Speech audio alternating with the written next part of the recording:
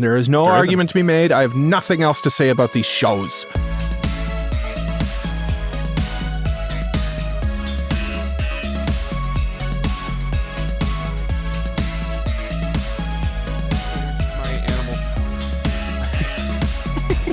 Mary Crumbu Weebs. Yeah, Mari Crumbu Weebs. My name is Cole. His name is Mike. His name is Jay. We like anime, and this is episode 225 of AniPro.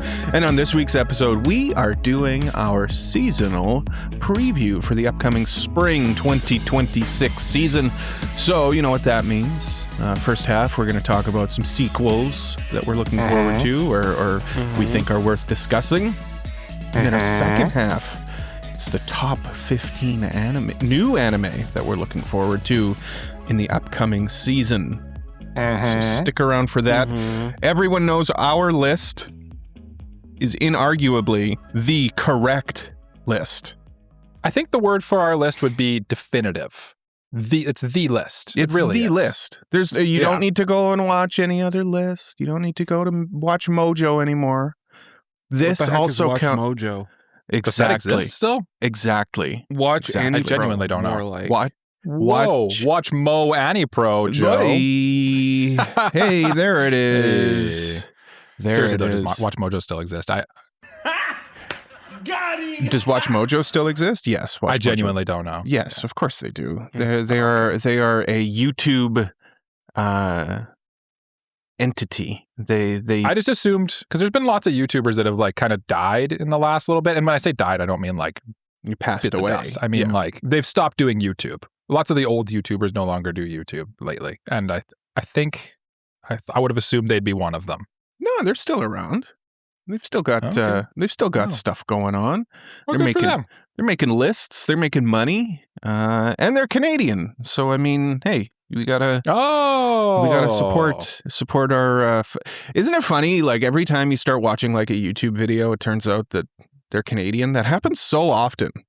I have two theories on that. Mhm. One, I think your algorithm as a Canadian leans more Canadian. Possibly. That's probably the real answer. Two, because us Canadians experience 6 months of winter, we spend a lot more time indoors and on the computers and on the internet. Mhm. So I think per capita, Canadians are probably more online than other countries. True. Because we can't go outside. We're stuck. This is all I got. I got YouTube bumbling idiots looking at me. Jay getting so close to the camera, staring into my soul. Yes. Oh, there was a reason for that. I'm sorry. He wants to That's become okay. one. Don't apologize. I liked it. Don't worry. Oh, you like the intimacy. I see. Okay. Mm-hmm. Yeah, it's intimate. That's why we have this little, staring into. If you think about it, if you want to break the mirror for the listener, Mhm. if they're watching this video form, the three of us are staring into the void here. We're staring straight out into a screen. Yeah. There's no eye contact possible. The only thing technically we're making No. eye contact with you. Let's all make eye contact with the viewer right now. Hi. Hey, how you doing? Slowly tilt our heads. It's good to see you. I missed you. What the heck, Cole? You want to talk about watches or something? Yeah. I what's just on your want to. What's on my mind? I've discovered the joy of affordable watches. I found a Reddit page. And it's called "Are Affordable Watches," and it made me feel good. I like that. I put on my Timex. I haven't worn this watch in a long time, so it just kind of put me in touch again with putting on a nice watch and not being concerned. Timex. I have never heard of that brand, honestly. You've never heard of Timex? No, I'm not a watch guy, really, Okay. honestly. You know what? We have the full spectrum of watch guys here, I think. Jay, do you wear watches ever? I own one watch that I got for, I think it was my 13th birthday. Mm-hmm. Yeah, I think I only own watches I've gotten as gifts as well, other than my smartwatch. Mhm. I have a Samsung watch. You're a smartwatch. Why guy. I say we have the whole spectrum here is, Cole, you wear watches as a fashion statement. You switch your watches up quite often. Yes, I have many, Jay? many watches. Does not wear watches. No. I wear the same watch every day, Mhm. 24/7. A functionality. Even while you're asleep. Even while I'm asleep. Yeah, It actually has lately started doing a very important task for me while I'm asleep. I remove my watch when I sleep. I do not wear my watch when I'm sleeping. That's pretty common, actually. Yeah. I could don't like that feel. I could wear all my watches at once though. You should do that for the next episode. Have like 7 or 8 watches on. Just be watchman. I'll be watchman. Watch this. Oh yeah. watch his mojo. Am I right? Yeah. Yeah. But yeah, I just wanted to, I don't know. Hey, like, I guess my point is, like, don't be concerned about, like, having to have the best of the best, you know? No. $30 watch that I got when I was like 17 from Walmart. Hey, man, it serves its purpose. It's nice. Yeah. Yep. It's clean. It's just a black watch, you know? Yep. It's nice. And do you know, honestly, like, as this applies to a lot of stuff, but like as someone who knows nothing about watches, like most people, couldn't tell you the difference between that. You could have told me that watch is $300. I'd been like, oh, okay. Yeah. Genuinely no idea. Genuinely no idea. Yeah. But a $300 it's like a $2 box you got out of, or a $2 watch you got out of a cereal box, and it's like, I paid $800 for this. It's like a Buzz Lightyear watch. Yeah, it's one of those Darth Maul watches that I had when I was a little kid. You know what though? Like a $300 watch, that's like also an affordable watch. Oh, trust me. Watch collectors are absurd. Yeah. It's like, hey, Rolexes are a thing. Rolexes are a thing. Rolex. I don't even like a Rolex. They're kind of gaudy. They actually don't look that great. They're super gaudy. And the fact that they're like thousands of dollars is absurd. I feel like that's always how it is. Like the super expensive brand recognized product is always like kind of overrated. I kind of think that there's like two tiers of the really expensive things. There's like the Rolexes that are like, to me, it's like the really expensive thing for the person who wants to look really rich, like wants to look like they have something really expensive. And then there's like the more subtle, like, oh, this is really expensive because you want something very nice, but not to show off. And you're kind of, you get either end of the spectrum generally, you know, like like Gucci would be the show off version. Whereas like, I don't know, like I'm going to name like Onitsuka Tiger, honestly, is super expensive if you go for their clothes, but they don't look very flashy, for example. Yeah, it really is like the look of it, like an Onitsuka Tiger shoe. Like, yeah, in and of itself, like there's no reason why that should be like as fancy of a shoe as it is, but it just is for some reason. Just is. Yeah, I remember going to the store and I was like, oh, I'll get a. Oh, go ahead, Jay.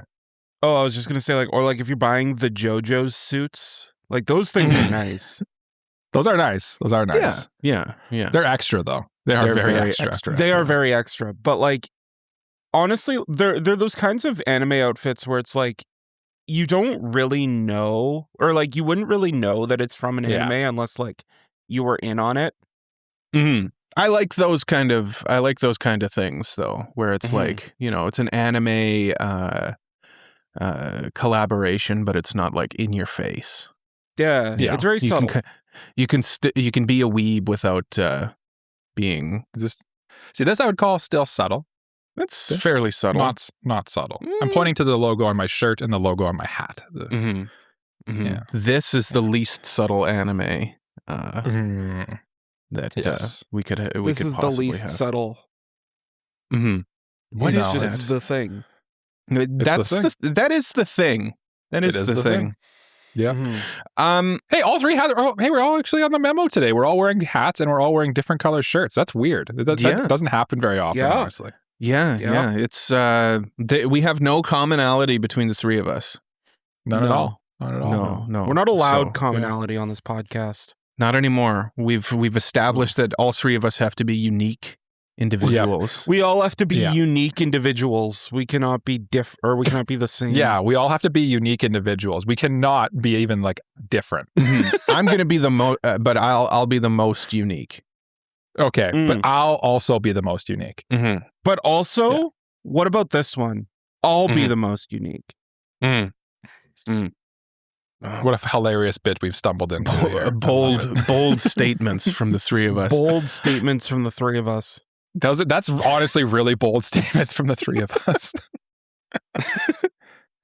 Cole, you're supposed to throw it to somebody else for what's on their mind. Yeah. Where are we going? What's going on here? Jay, what's on your mind? Cole, I'm glad you asked. So what's on my mind this week? The new season of anime has started, and I feel like there's just a bunch of like shows that are coming out, and I feel like I kind of want to just like spend some time to talk about that and let the listeners know like what to look out for this season. Yeah, I think that's okay. I think that's a very good topic of discussion. Very timely too, Jay. That's very timely. Yeah. Thank you. Do you want to like start maybe with just like kind of discussing like the season as a whole without because we're going to dive into like this returning things, I think, first, and then the continuing stuff after the new stuff after the break. But maybe we should talk about it like as a whole, like the spring 2026 season, just as a not putting thoughts in your head, but like maybe that's a good place that we could. But like, yeah, like I know that's think, kind of what that's a good way to start. I think that's a good way to start. Mike, we're not concerned about what's on your mind yet. We'll get to you. Yeah, not yet. Okay, not yet. We'll get to you. I'll stand down. Mike, we'll get to you. Yeah. This is Jay's time. This is Jay's time. Let him talk. This is Jay's time. Okay, Daddy Jay. This is Jay's time. Okay. Jay, please. This is your time. He is the Draftmeister. For the season as a whole, we did do a draft, by the way, if you want to check that out. It is on our Patreon, patreon.com/AniProPod. Go check it out. It was really fun. Links in the description. Links in the description or on our website, AniProPod.com. Yep. / Did you just give yourself a thumbs up for doing a good promo? No, I gave a thumbs up for like to the listeners for having my approval to go and do that. They have my approval as well. They have my approval too. I'm unique in my approval though, because like me too. I'm giving 2 thumbs up. Order like it now. Roger Ebert. AniPro.com. I'm giving a very curved thumbs up. Call me Captain Hook. I'm even more curvy. Oh, dang it. Yours is even more curved. You have a very curvy thumb. I do have a very curvy thumb. Yeah. I'm sorry to the listeners if that freaked you out. That was honestly, it's freaky. Jay, please talk about seasonal anime. I can't stop thinking about Cole's thumbs now. Summer as a whole, I feel like there's a lot of like very interesting shows this season. I feel like we say that every single season, but like just looking at the breadth of shows that we have here, like I'm kind of overwhelmed by the amount of stuff we got here. Yeah, it's a real smorgasbord of a season. There's definitely a leaning towards kind of the romance aspect of it, but we discussed it in the draft. Like spring is a romantic season. So I would have honestly, like in hindsight, I think I would have thought there'd be more romance than there actually is. But they're like, because we always get there's certain categories of show that we get every single season. Like there's always the kind of like high school romance show every season. Generally there's like 3 or 4. And there's always the kind of like, oh, this one's just a cozy slice of life of like just someone trying to be a yashike and heal themselves. There's always one of those. But I think you guys are right. I think this is honestly, it feels like a smattering of shows. Like we got a really we have a eclectic mix of shows this season. I kind of like it though. And yeah, I feel like there's kind of something for everyone this season. Yeah, whether you like the shonen battle thing, whether you like the like serious dramas, the rom-coms, whatever have you, there's something here for you. Yep. Yes, lots of new shows, lots of returning shows. That's kind of been a trend for the year as a whole so far. A lot of big like new and returning shows. 2026 has kind of been crazy. And I feel like spring is just the next step in this craziness we call 2026. Yes. The spring season is springing. Spring has begun? Spring has sprung. Oh. Spring will sprung very shortly after this episode Spring will releases. spring. Anyway. Yeah. Spring will spring. I guarantee you have my AniPro guarantee. Well, I'm here for it, honestly, because I'm tired of winter. Yeah, honestly, like we said, and here in Canada, you get 6 months of winter, and it ain't fun. I'm tired. I'm tired, boss. I'm tired. That's too damn bad. But what say we talk about the sequels and returning shows first? Yeah, that sounds wonderful. How do we feel about that? I think that's a wonderful idea, Jay. Do we have like a list of shows that we're looking forward to as far as returning shows go? This is weird. We're like in Jay's mind. This is all in Jay's mind. Whoa. Yeah. When I say we, do you have a list of returning shows that you want to discuss? I do have a list here. I think I'm just gonna go in order of whatever's on this list here. If that's in okay your head, with you gentlemen. Yeah, it's the list in your head. I wrote down the list. So it's no longer in your head. It's not in your head now. It's not just in my head. I wrote it down because here's the thing. I have a lot of things in my head, but I knew for this podcast I wanted to talk about this. So I'm ready. Let's do this. Anyway, first thing coming out this spring for sequels, ReZero Season 4 coming back for a 19 episode stint on Crunchyroll. You guys you both are still current on the ReZero train, right? Yep, I am. Yeah, I kind of fell off in season 3. I don't know why. Like, I was enjoying it. I just ReZero's kind of I came real close to falling off as well. It's a tricky seasonal watch. Like, I find ReZero much better to enjoy as like a binge. Yeah, I think that was kind of the problem for me. But also, like the first half of the last season kind of was pretty, like it was slow is maybe the wrong word, but it was pretty heavily on the exposition and dialogue and stuff like that, and not so much like there's a lot of setup. There's a lot of setup. Yeah. I think that's just ReZero as a whole, honestly. Like ReZero season 2 was kind of very dialogue heavy. And that was kind of the big complaint of season 2. I don't mind dialogue. I think like the dialogue and the setup is fine. It's great. It just it leads to it being a more, I don't want to say difficult. Like difficult's the wrong word when I describe it as something to watch. I would use the word difficult, actually. Because it's still enjoyable. Like it's still good. So like difficult feels wrong.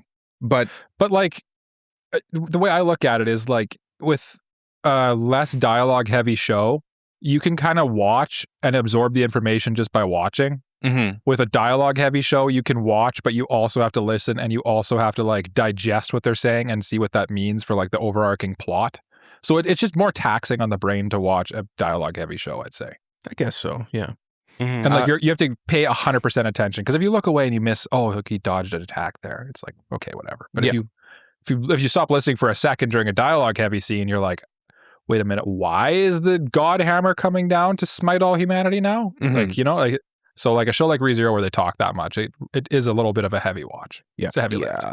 Yeah. That said, go ahead, Jay. It's kind of one of those shows that like you kind of need to be in the mood to watch, just because there is so much going on. It's a heavy watch. It's a heavy watch too. So, that said, though, both of you are current on it. Are you guys looking forward to season 4? Are you curious to see where it's going? Are you going to be keeping up with it as well? I'll probably watch it. I love ReZero. I think that it is a very good show, and I'm very excited for it. Yeah. I think the people who've watched season 3 probably, like if you made it through season 3, I think the odds of you continuing are pretty high. I do think I think I'll do my usual though, and I kind of enjoy ReZero more as dubbed, to be honest with you. And I'll probably do my usual thing where I kind of just don't watch it until like the end of the season and then binge basically the whole thing. Right. I feel like that's how, like Cole kind of alluded to, that's kind of how ReZero for me is best watched. It feels like it's the show that is best binged. Best binge award goes to ReZero eternally. Yeah, but I've still got to finish season 3 and see what's going on. But ReZero, like it's a isekai done right, you know, like it's not, it doesn't feel reductive in its isekai-ness. It's kind of the benchmark for isekai. It's what an isekai strives to be. That's what I think. So ReZero is the first show on our list of sequel television programs. And I think we're all looking forward to it in different ways, I think. Yeah. Mike, I know you like this show.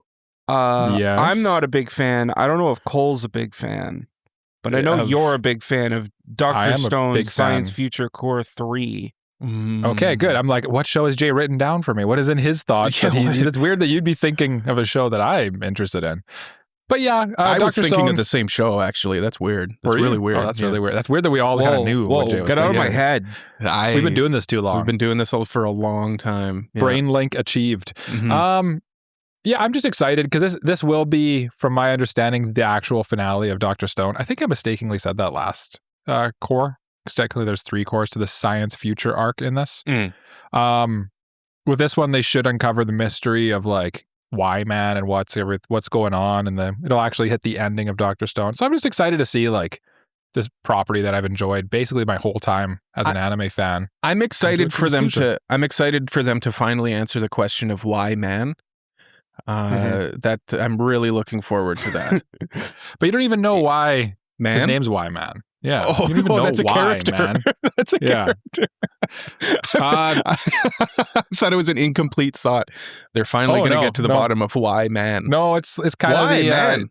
Why? They discover in an earlier season that they figure out this like radio signal coming from somewhere, and it has to do with turning on the things that turn everybody to stone. Oh, and like if you play it through a radio, it just says why over and over again. So they're like, it became Why Man. Why man? Yeah. Why? That is that not the endless question though for all of us? Why man? Why man? Why man? We record a podcast together. Just get I'm just excited high for it. And you'll start asking. Like I said, question. it's just why? Yeah. Why man? Yeah. You know? Why man? Why man? Why not something else? Why man? Isn't that crazy? All right, let's talk about the next show. Jay, what's the next show on your list? Next show on the list, Wistoria 1 and Sword Season 2. Season 1 was a delight. I don't know if either of you watched it to completion, but it was a delight. Season 2 is, I'd say, upping the stakes, upping the ante from what I've read of the manga. If you like Danmachi and like the vibe of that, this has that same vibe, but with a different coat of paint. And I would recommend it. I don't know much about Wistoria, a wand and a sword. So I don't really have many thoughts on it. Well, let me tell you, Cole, for you, my friend who doesn't know about Wistoria 1 and Sword, this is a story about a guy in a magical world who can't use magic powers. Oh. So instead of using that magic, he uses his trusty sword. Does his sword have a name? No. Oh, okay. Oh, that seems like a missed opportunity. I like a named sword, you know? I like a sword with a name. You know? What would you name his sword then? What would I name his sword? Trevor. There you go. Yeah. It's Will and Trevor against the world. Yeah. I haven't watched it either, but like Wistoria for some reason has ever since I saw the first season and how good it looks, it just kind of it's been in the back of my mind as like, I want to binge that show just so I could like kind of watch it because it looks really pretty. It seems kind of like that's mostly what it has going for it more than anything, is just like it's a kind of a flashy show. But if you say the season 2 is where maybe the plot might dive a little deeper, then my interest is re-peaked, I would say, for this one. Because like if you're not familiar with Wistoria, like the first season kind of came out and surprised everyone with like, oh, this looks like incredible. Like the animation and the fights are like wicked in it. So I mean, if you're someone who's like, I liked solo leveling because the fights are really good, I think that season 1 will satiate that same thirst. Because the fights in season 1 are really good, but it doesn't have that same edge to it where you have a brooding main protagonist that just is overpowered and busted. How big is his chin though in this one? Not that big. Not that big. That's probably a selling feature for me because that's really what's holding me back on solo leveling is the chin. Yeah. Well, that's what I mean about not as much edge, you know? Mm-hmm. Yeah, the edge is the point of his chin. And that is the point. That is the point. Mm-hmm. The point is his chin. The whole show should actually be called chin leveling. Mm-hmm. Or you're desperately trying to level out his chin. But you can't because it's just too pointed. It's just too pointed. Too pointed. Yeah. Free Rent should have won Anime of the Year last year, but I don't want to relitigate that conversation. Yeah. So I will. Well, Mike, there's another show airing this upcoming season that I feel like you're really excited for. Yeah. What is it? It's a show. Hold on. Let me check the notes here. Transmit it to me. Transmit it to me, Jay. Okay. Use instant transmission. There you go. It's called I'm getting a D. Yeah, you are getting a D. Yeah. Get that D. And this is to go even further beyond. Do not come. It's I got it. Dorohedoro season 2. Yes. I am a fan of Dorohedoro. I've collected and read the whole manga. It's behind me here somewhere. Mm-hmm. After I watched the first season when it came out, like, when did the first season come out? I think it was like 2020. 200 or 300 years ago, I think the first season came out. 6 years between seasons on this one. So I thought for sure intense. you'd be jumping up and down over season 2. You seem a little I am excited. You seem this a little is like Mike's like show. This if this is you excited, I'd hate to see you bored, Mike. Well, the first time I wanted to talk about a show, I got teased relentlessly and didn't get to talk about it. Oh, so you will get teased. I'm a little spiced, You will get teased. Don't worry. I appreciate that. You will get teased. Don't worry. Don't worry. Good. Yeah, why don't you tease me, boys? But Dorohedoro, if you're not familiar, we got Lizard Man. The show's for lizard. Dorohedoro. Let him go. Let him go. He's gonna kill us. Okay, I'm done. Dorohedoro, if you're not familiar, I hate you guys so much. I love you, Mike. Is a good show. Go on. The thing is, it's by Mappa. It's like fully CG, so people will get thrown off by that a little bit. But if you were kind of looking for just like a super like off the wall insane ride that just kind of like it doesn't necessarily make sense all the time. But like it's definitely like moving towards something like simultaneously not making sense and being crazy and zany. There is a purpose in mind and there is an overarching plot that's being told skillfully, I will say. That's what Dorohedoro is. And it's just like for the people who love weird and interesting things, it's kind of perfect anime, I would say. Yeah. It's one of those ones though that I think a lot of people, and justly so, will say that like the source material is way better than the anime, even though the anime is pretty good because it's just the anime is like a kind of a weird thing. And honestly, like I you tease me for not being too enthused here, but I'm pretty excited about season 2 that it's actually coming out. Like, yeah, it's just weird because it's like been so long since I've seen the first season. You know, that's kind of why. Like I'm giving you the gears a little bit. It's just a little gear given, but it's been so long. I figured like people must be very excited about the return of this show that seems to have not the biggest fan base, but a very passionate fan base. I'll say, the people who like this show really like this show. Yep, because there's really nothing. It's very even unique. Remotely like it. Yeah. So. Yeah. I'm happy that the Dorohedoro fans are going to be able to continue this like wacky show. And honestly, I think we should review the first season because I am curious about it. Mike has a tendency of like watching these shows that I think I won't like, and then it turns out I do. I think you might like it actually, especially because I feel like you're someone who, if there's a good waifu in it too, it'll help your enjoyment of the show. And I feel like you'd either really love Noi or you'd love Nikaido. There's like 2 really good waifus in this one. And I think that would greatly help you. Or maybe Ebisu, actually. I don't even know. I don't know who any of these. I'm curious which one you'd end up with. I know. I don't know. I know you don't. Yeah. I'll have to do some research. I think you've probably seen GIFs of all of them. Probably. I think it's less the fact that Cole doesn't watch shows that Mike likes, and instead Cole doesn't take recommendations so much that if someone else watches a show, he's instantly not interested in it. Mm-hmm. It's true. Well, yeah. I know better than to recommend it to you because you'll never watch it. But honestly, like that's all I really have to say about Dorohedoro. Is it's like if you haven't watched the first season and you love like weird things, honestly, I'd say check it out. It's just worth it for people who like weird things more than anything. It's also and it's on very Netflix, widely super available. accessible. Yeah, I think it's on Crunchyroll now too. Yeah, I think they expanded where it's available now since season 2's coming out, so it's even better. Go check it out. Check it out. Season 2's coming out. Season 2 is going to be on both Netflix and Crunchyroll. So yeah, and season 2 is going to dive more into like it's going to be a little more like straight line plot from here on out, which will help things a little. Yeah. Jay, what else is on your magical list in that beautiful brain of yours? Well, I also have a show based on a light novel that I really enjoy. Okay. Because Classroom of the Elite season 4 is coming to Crunchyroll this upcoming season, and yes, this is starting the second year arc of the story. Which first of all, I really like that like they're doing all 3 years of high school instead of the My Hero Academia thing, where for some reason it's just their first year. Everything happens in 1 year.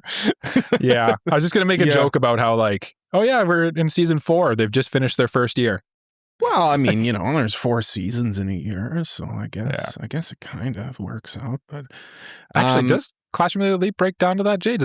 Is each season an actual season? It might be actually.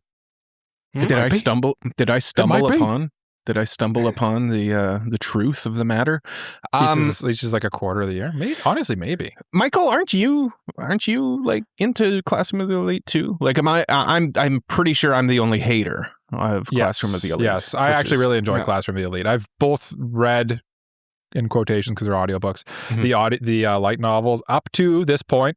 I actually haven't dabbled into season year 2 yet because I'm kind of like debating. I'm like, do I want to just wait for the anime? Even though the anime is kind of not the supreme form of this either.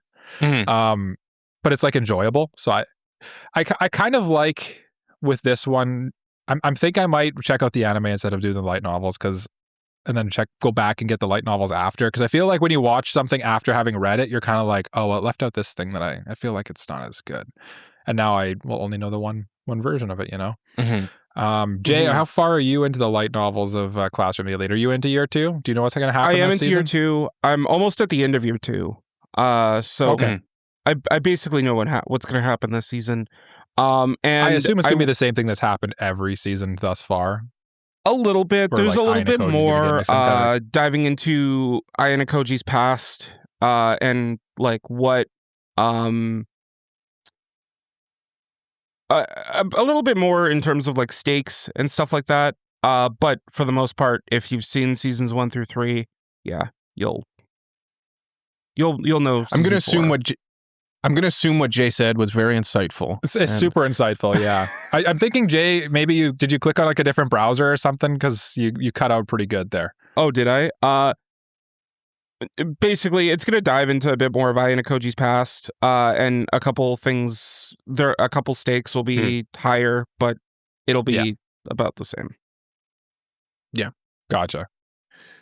And that's pretty much what happened. Like I kind of said, that's sort of what happens in every season. Is like they reveal like a couple breadcrumbs about Ayane Koji's past and the whole White Room thing, and then the stakes kind of go a little higher every time, and that's the part that gets me. It's like the stakes keep going up, and it's just you get to watch this like quote unquote master tactician have all the things like stacked against him and still come out on top. It's very like almost wish fulfillment, but it's like I find it satisfying to watch. It is very wish fulfillment. That's kind of the whole the shtick of the show. But I'm glad that you guys are looking forward to it because I'm not. In fact, I know you're not. In fact, I'm bitter. I'm bitter, and I'm angry that this show is getting a season 4. Well, it's popular. Just wait till season 5. Season 5. There's plenty of room for anime, even ones I don't like. And honestly, they don't put a lot of effort into making the anime either. So, yeah. No. No, honestly, no. They mailed us one in. Every season for like the last couple seasons, there's been like, it goes viral on Twitter for something looking incredibly bad in the show. Like I think last season, the thing that was incredibly bad was like they had a track and field day. And it was like so incredibly bad that it was like, what is happening right now? So I'm looking forward to the memes as well, because that also honestly like it kind of adds a bit of flavor to it when it has a bit of a stank to it. You know, it's like a blue cheese or like a Parmesan. You like a little stanky. Sometimes. Yeah, like a little character. Gives it a little character hair on its chest. Well, yeah, Jay, exactly. I hope the next show that we're talking about is going to be an adaptation of a like a novel that you really enjoy, and that the adaptation is done really well, and that nobody's upset about it or anything. I'm hoping for that for you. What's the next show that we want to discuss? Yeah. This one surely will be done really well, I'm sure. Well, this one's on here because I feel obligated to talk about it. Because you're so excited, and it was done really well. Yeah, no, it was the best anime of the year. Season 1 came out. That's the beginning after the end, and it's getting a season 2. We knew it was getting a season 2. Yes. It's finally coming out. And it looks... Oh, no. That is one big pile of shit. Yeah. It's too bad. You know? Is it as bad as people say it is, or are people did people kind of poo-poo it because they were expecting like the greatest show on earth? I think that's what it is. I think like the show itself looks like a generic isekai, which like it kind of is for where it is in the story. But like at the same time, I do kind of understand the idea of like having expectations for something and it not meeting them. I think it's fair to criticize something when it's not good, right? Like, but I think it's like the first season sitting at a 59% on AniList. It's not that bad. There's it's probably more like a 6.5, honestly. But do I really, or maybe like maybe 6.5 is what I'd probably give it, honestly. Yeah, I didn't end up finishing it because I was just like, I kept watching the episode. I'm like, oh, this is like good entertainment. I know what happens because like Jay put me onto the novels a long time ago, and I'm like way past this stuff. And like kind of like Jay was alluding to, like it starts out pretty generic, and then the further you get down the road, it's more convoluted and interesting. So I'm debating weirdly. I don't think I've ever done this before, or I dropped the first season and then pick it back up in the second season. That feels like a weird move, but I could do it. I mean, you're current, like you know what's going to happen. So like, I feel like, and it didn't deviate from the story at all, from what I could tell either, which is something usually is like a good thing. To be fair, like Turtle Me is heavily involved in the production of this, so like the production values look to be increased in season 2 from the trailer anyway. Yeah, because I remember when the trailer came out for season 1, people were like, "Uh-oh." I think we were like, watch it, and I'm like, yes. Jay was when very. I watched the trailer for season concerned. 2, it's like kind of. It looks not the best thing I've ever seen, but it's definitely it meets the bar from what I can see in the trailer for season 2. I'd say, whereas the first season was definitely short of the bar. Yeah. No, that's hopefully. Who would you say? Hopefully, who'd you say it's for, Jay? Before we move on to the next one. If they want to check out season 1 and hurt themselves, I'd say like that way. if you're interested in Mushoku Tensei but are annoyed by Rudy being like a creepy creeper, this has not that as a main character. Less creepy.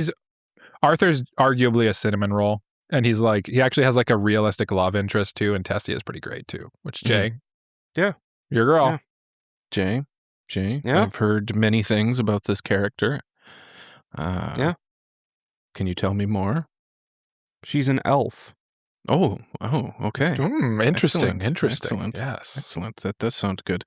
I placed my card on the table, and it's an elf.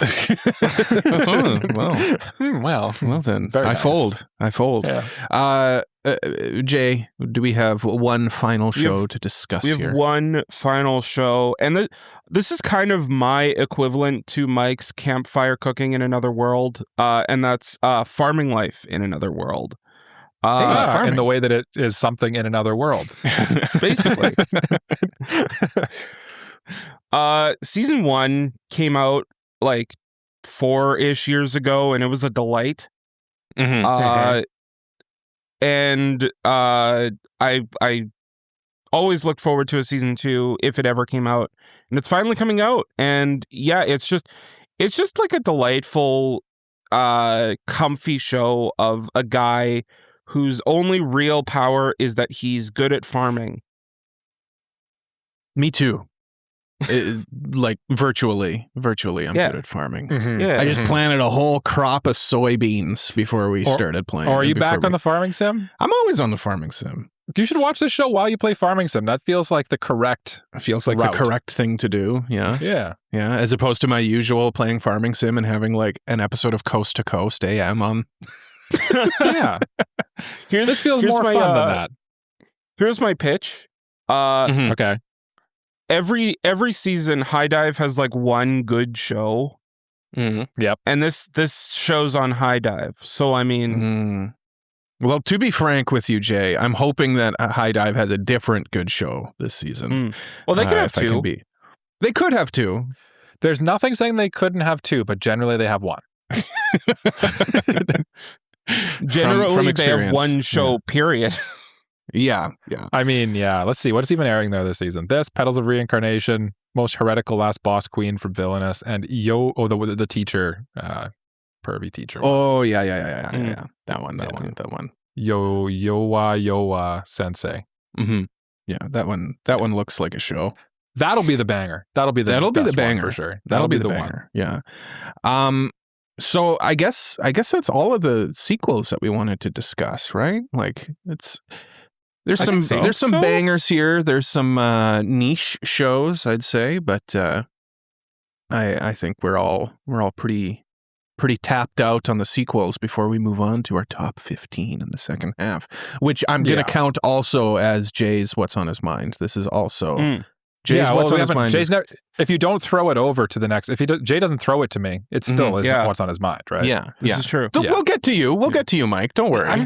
I know you've been pretty clear this episode. I'm standing down. We'll get to you. We'll get to your What's on Your Mind. Yeah. Don't worry. Yeah. Don't worry. Yeah. But that being said, we're about to go into a break. So as is tradition here on AniPro asks a question. Mike was excited about this fact before recording, and I would very much like him to state the question for AniPro asks before we go into a break. Let me do so. Let me do so. Also, Rent a Girlfriend season 5 is coming out this season. Just want to throw that out there too. We forgot to talk about it. I wanted to just bring that up. Yeah, Rent a Girlfriend season 5 is coming out. I am impressed by the anime community's lack of interest. It is very far down on the list of anticipated shows. It's a season 5, so it's surprising.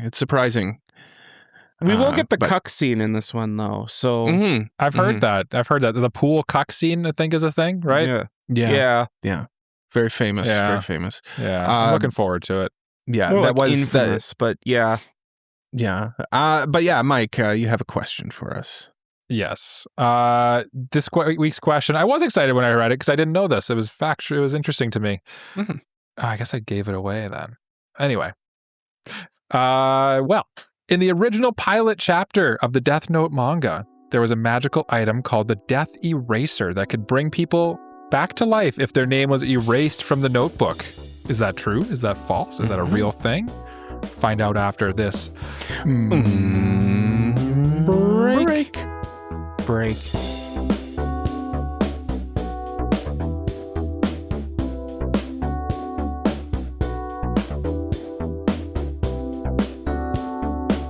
We're diving into the massive spring 2026 anime season. And if you're like me, you're looking at your watch list and realizing you're going to need some serious fuel. Before we gear up all these new premieres and late night gaming sessions, I want to give a huge shout out to Tokyo Treat and Sakura Co. They have been sponsoring the AniPro podcast for multiple years now, and we're incredibly grateful for their continuing support. When the sun goes down and I'm entering my goblin mode to binge my favorite seasonals, I turned my desk setup into my own personal Japanese night festival. How, you ask? Well, because of our longtime sponsors who have a very cool mission, which is to experience Japan from the comfort of your own home through Sakura-ko and Tokyo Treat snack boxes. Both boxes ship straight to your door, and each box includes a cultural booklet featuring snack descriptions, allergen information, and fun insights about Japanese culture. Every month, Tokyo Treat and Sakura-ko have a different theme, and this month, both celebrate spring with lots of Sakura-flavored treats. Let's start with Tokyo Treat. Okay. Tokyo Treat is a fun monthly Japanese snack box packed with limited edition sweets, Kit Kats, chips, noodles, and Japan-only treats that you won't usually find outside Japan. This month's theme is the Sakura Night Matsuri. Inside this wonderful box, you'll find snacks inspired by evening walks beneath lantern-lit sakura trees. I immediately hoarded all of the Kit Kats for my late-night seasonal anime binging sessions. Specifically, this month you get matcha latte Kit Kats. The sweet mix of green tea and vanilla delivers the cozy flavor of a classic matcha latte in every bite. For something savory to keep my HP up, the smoked radish rice crackers are simply amazing. They have a smoky daikon flavor that's perfect for late night snacking. I also had to try the fried ume potato sticks, which are savory with a slight sour plum aftertaste. And hey, if you don't know what a snack is, or you need an item description, you can always check out that booklet that comes with every box. Okay, now for a totally different, more relaxed vibe. For when you're watching like a chill slice of life anime and you want to be a little more sophisticated. Ooh, fancy. Let's talk about Sakura-ko. Sakura-ko is a monthly artesian Japanese snack box featuring 20 seasonal sweets, Japanese tea, and an exclusive houseware item each month, all supporting local makers across Japan. This month's theme is the Sakura Moonlit Festival. This spring, Sakura-ko invites you to slow down and savor the quiet beauty of Sakura beneath the moonlight. This month features an ume pink tea. The acidity of the ume lifts the ryoku-cha's natural umami, producing a crisp, refreshing infusion with a delicate and cute pink hue. It pairs perfectly with the exclusive Sakura glass included in this month's box. Artist at Ishizuka crafted this versatile glass with a Sakura-ko original design to depict the cherry blossoms drifting along a flowing river. It honestly feels like you've been isekai'd straight into a traditional tea house. And you simply must pair the tea with a Sakura wagashi. It's a handmade sweet that's a fusion of yokon, made from adzuki red bean paste and hozui, or Japanese-style marshmallows. There's also these delicate Sakura onko cakes filled with Sakura-fused onko or sweet bean paste. They are simply delightful. So treat yourself or someone you know to Tokyo Treat or Sakura-ko. These boxes make the perfect gift for any occasion. Make your spring nights more magical with Tokyo Treat and Sakura-ko's limited edition Sakura snacks and tea from Japan. These boxes are simply perfect for a cozy night in, or an anime watch party with friends, or just simply treating yourself after a long day of grinding in your favorite video game. Or just a long day of the worst video game of all time, work. And guess what? It gets better. You can use the code ANIPRO, ANIPRO, for $5 off your first Tokyo Treat or Sakura-ko box using the link in the description of this episode. Once again, that's code ANIPRO, ANIPRO, for $5 off your first box. Huge thank you to Tokyo Treat and Sakura-ko for continuing to support this podcast, and you for listening to it. Now, let's get back to what you've been waiting for. More Spring 2026 anime.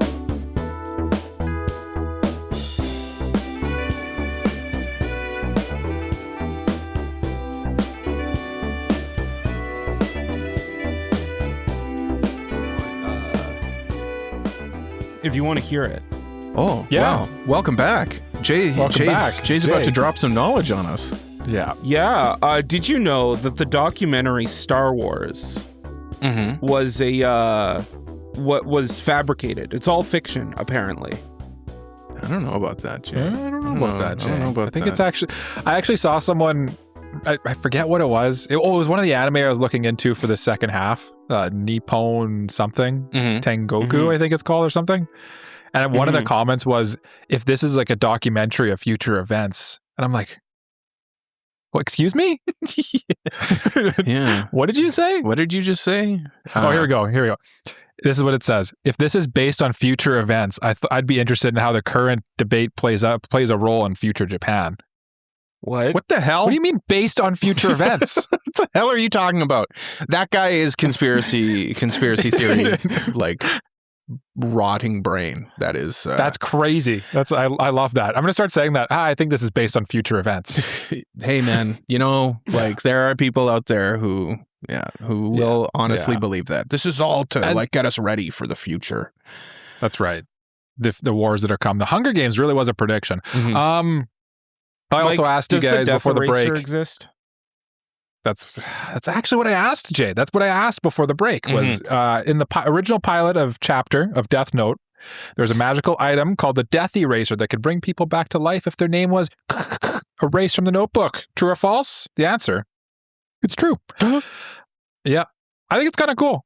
In the pilot chapter, there is a different protagonist than Light and all this stuff, and there was a Death Eraser, which apparently the authors removed it because it lowered the stakes too much. Good call. Good call. Yeah, I think so. I think that's a good reason. Yeah. Anytime you bring revival back into things, like if you undo death, it's just like it permanently lowers the stakes and makes things less interesting. Like in Dragon Ball Z, if someone dies, it means nothing because you're like they can just wish him back. Right? Well, any like overly powerful like MacGuffin, like the Time Turner in Harry Potter is one people always bring up, where it's like you have to like. You came up with this idea, and now after the fact, you have to come up with a reason why they can't use it. That just means that you didn't think it through. Yeah. So I'm glad they had the foresight to get rid of the Death Eraser. But interesting. Yeah. Yeah. It would make the Death Note less impactful. I'm told. I've never seen Death Note, so. Yeah, it's so crazy to me that you haven't seen Death Note. Well, you should watch Death Note. You should watch Death Note. Yeah. I'll get around to it. Someday.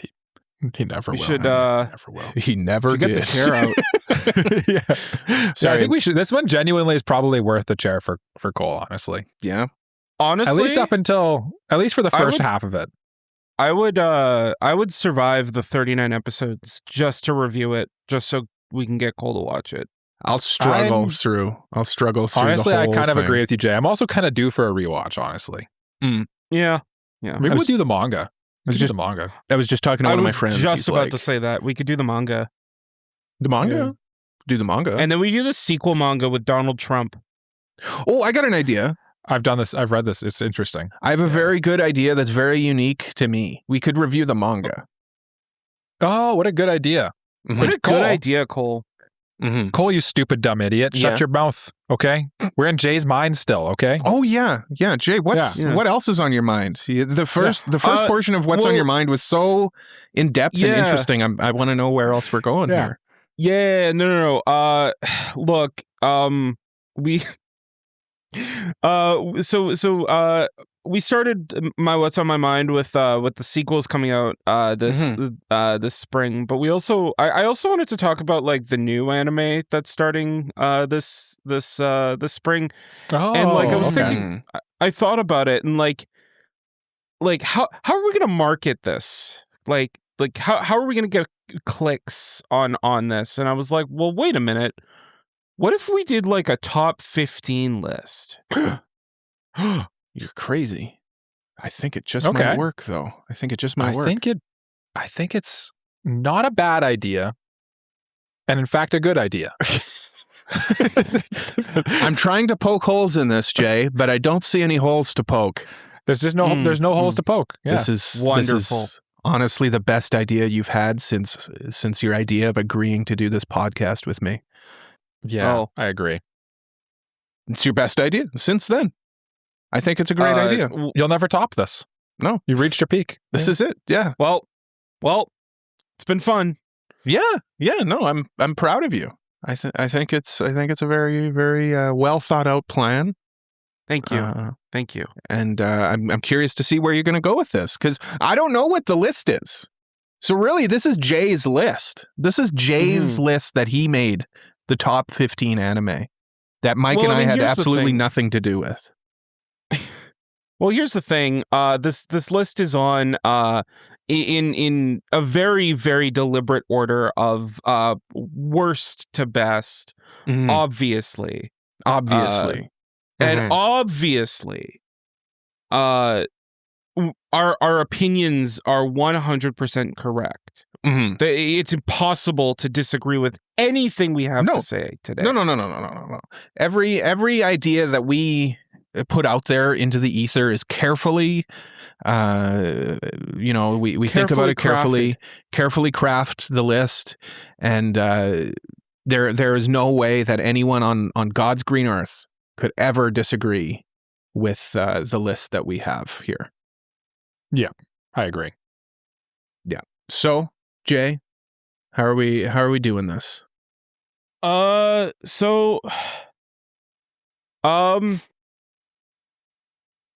think we're just gonna go in order of random.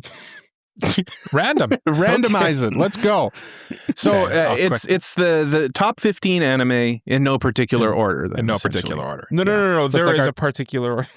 Oh, okay. So it's from worst to best then. Yes, in no in no particular order, but also the worst to the best show of all time. These aren't they're not even. It's purely coincidental that all of these shows are coming out this season, because these are the greatest anime to have ever been made. Period. Period. Yeah. Period. With a dot at the end. With a dot at the end. So, what's the worst show that's coming out this season, Jay? In no particular order. In no particular order. Coming in at number 15. I forget what we're doing. I don't know.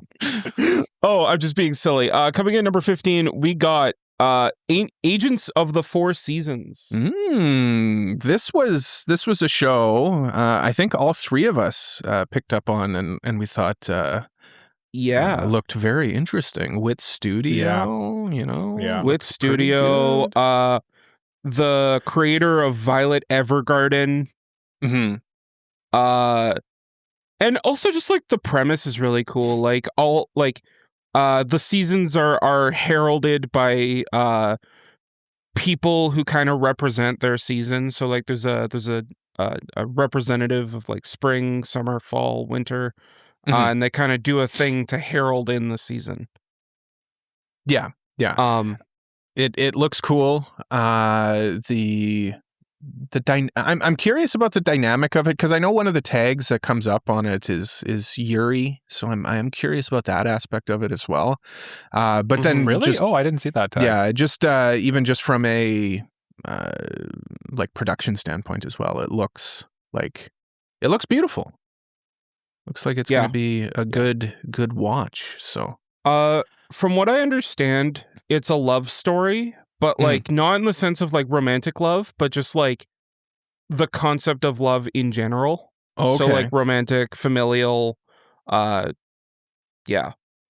So I'm interested in that. Cool. Yeah. Yeah. And like it has the wit effect where it looks really like high quality too. I that honestly, like, I know a lot of people poo-poo it, but like when anime looks good, it's just so much easier to watch. It's so much more enjoyable when you're watching something and it looks good. Like it's I feel like some people are like, oh, people only want to watch shows that look good. It's like, well, duh, of course. I want to watch shows that look good. And that's this show. This might be one of the best looking shows of this season, other than Witch Hat, to be honest with you. So we'll get into that. We'll get to get to Witch Hat Atelier. I'm sure it's on this list. I'm sure it's here. It has to be. Yeah. It's in the thumbnail of this video. The thumbnail. It'd be weird if it wasn't. The thumbnail that hasn't been created yet, but we just know. I know it's going to be there. I just know. Yeah, we just know that it's going to be there. Yeah. But yeah, I'm certainly. The thumbnail is just a screenshot from the Witch Hat Atelier trailer. Yeah.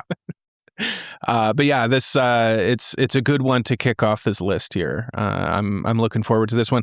I was definitely getting like some Ancient Magus Bride kind of vibes from it a little bit, kind of that like mythical, magical kind of thing going on. And then your description of it kind of being a little bit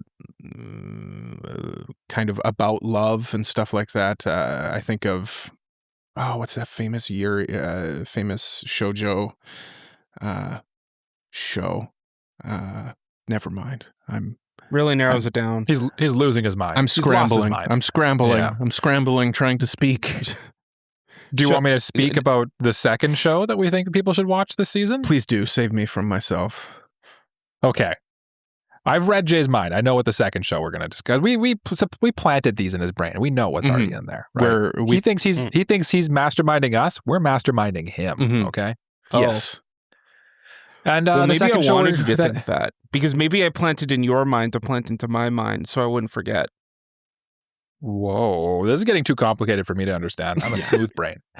Yeah, Marriage Toxin is AniPro's second show we're going to recommend for spring 2026. And I think this show, to me, done by Bones Film, who did Gachi Akata, My Hero Academia, Vigilantes, or Illegals, as it's called in Japan. It's got a pretty decent source material. That for me, all that really tells me is like the story is probably at least good enough to like, if it is adapted well, it'll be good. But like when I watch the trailers for this, it just looks like kind of a fun, kind of zany romance type story with like a very interesting premise where like this spy guy, or no, he's an assassin. Yeah. And he wants to find love, but because he's an assassin, he has no time to find love, essentially. So like his marriage counselor friend kind of like is hooking him up on dates, but he's also kind of like, it's kind of like Spy Family, honestly, where like they're like trying to do the normal human things while being this extraordinary human, and like insane circumstances keep happening around them. And that's kind of like the hook that keeps you entertained, you know? You're like, oh, he's going on a date, but someone's trying to run him over with a tank or something. I don't know. Yeah, it looks zany for sure. It looks very flashy as well. Yeah. I'm curious about this one. I'm definitely curious about this one, especially like Mike alluded to, the studio that's doing it, Bones Film. Like they've kind of been just putting out bangers too. Animation wise, I don't know about the stories of stuff, but I'm curious. I'm curious about this one. What do you think about it, though, Jay? Having read the manga, I am looking forward to this one. I feel like the general reaction this is going to get online is something akin to this is the Sakamoto Days anime Sakamoto Days fans wanted.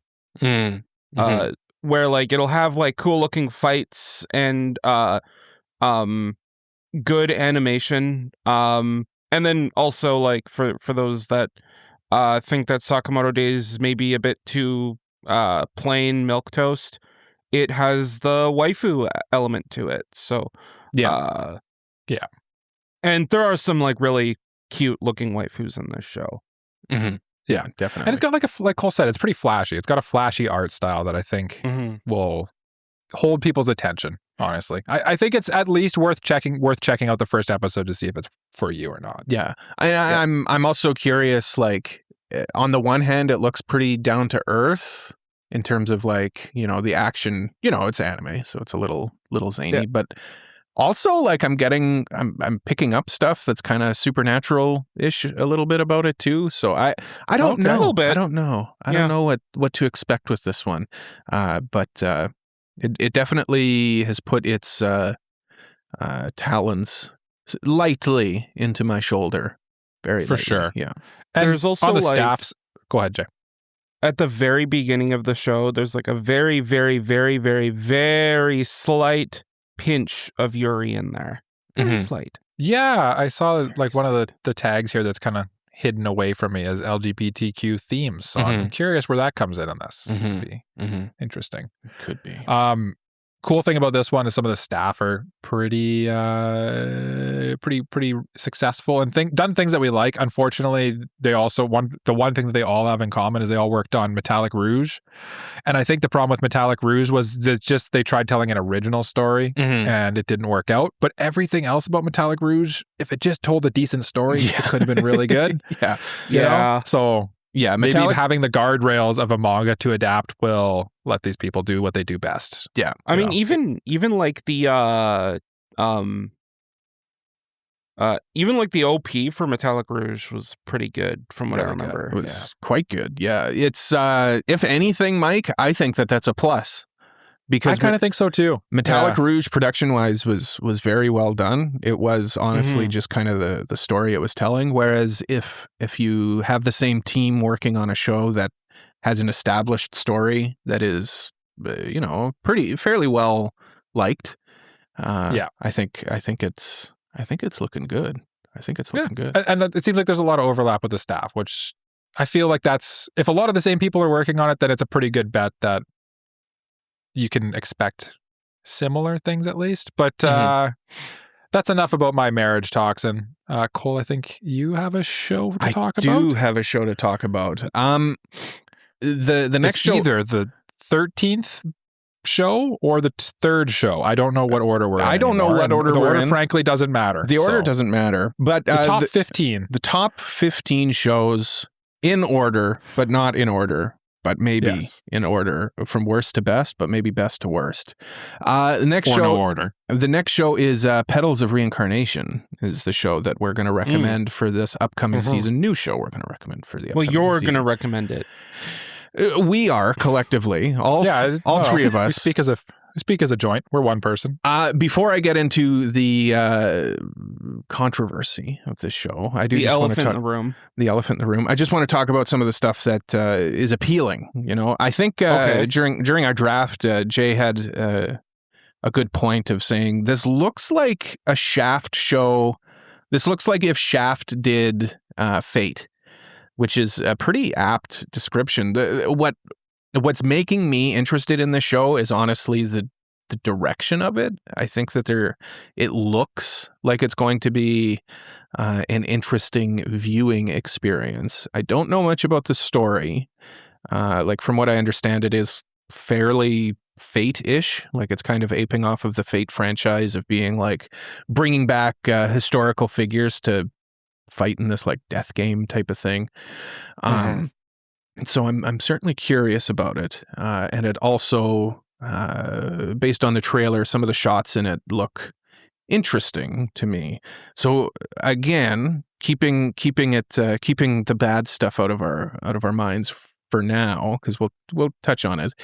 What were your guys' immediate thoughts of Petals of Reincarnation, Jay? I feel like you kind of took my thoughts and just kind of said it for me. I mean, he did say Jay said in the thing, so he literally took your thoughts and regurgitated them. It's because I have a tendency of being very original and having my own thoughts. So my thought of taking your thought was actually my thought. So it was my thought the whole time. Thank you for your donation, Jay. Thank you for your generous donation. Yes, I did give you credit though for the thought. He at least credited you. Yeah. Do you have any other thoughts though? I will say like it looks very stylistic. And I think that because this show has a lot of eyes on it for certain reasons, I think that could contribute to either its success based on how it looks, or it could contribute to its failure because of certain aspects that are pretty controversial. Yeah. And I think honestly, with this one, it looks interesting enough that I'd say like it's worth checking out. Like I'm going to probably check out a couple episodes of it, but it definitely feels like one of those shows that you'll know pretty quickly if it's worth continuing or not, honestly. So I think the barrier to entry here is pretty low. Yeah. Are we allowed to talk about the Hitler in the room? Oh, Mike, you can't just say his name. We're on YouTube, man. We gotta tiptoe around it. That's right. The dictator. This show features, let's say, a 20th century German dictator who was not a wonderful person. That said, there's I mean, how do you dance around that? It's pretty. I will say I'm sure the art came from somewhere. If you know what I mean. Yeah. The thing with and if it you though, don't, too, then that means that my illusion was pretty vague enough to avoid YouTube. Yeah. No, I think it's fine. That said, the person who people are talking about the show for, from what I can tell, is not like a main character or anything like that. So, Yeah, I think they're just trying to be edgy, which is very unusual for anime. You know, you don't see anime trying to be edgy often. It's honestly kind of surprising to me, Cole, that you took like probably honestly the edgiest show of this season. This is definitely like when we're doing our research. This looks like the edgiest show of the season. Yeah, but what pulled me in again was kind of the directorial choices that are being made with it. So it's high risk, high reward, I'll say. Yeah. It also has Einstein, it has Isaac Newton, it has Schrodinger, it has a whole bunch of people in it. It's not just bad people. It's not. Yeah, it's not just that very specific bad person. Yeah. There's just one name that definitely, when you see it, you're like, excuse me. I'm sorry. Excuse me. Pardon me. Come again. It's like someone's listing off a list of names, and like they get to that one name, and they keep going, and you're like, hold on, what was that name? Go back. Go back. Yeah, go back. Yeah, I did not see that coming. Well, I think that's enough about this show, Petals of Reincarnation, which it's a high dive show. We know it's coming to high dive, so we alluded to it. By the way, to be completely transparent, as of recording, Crunchyroll hasn't dropped their list of shows that their lineup of shows for the season. So we don't actually know where everything is, but we have some idea.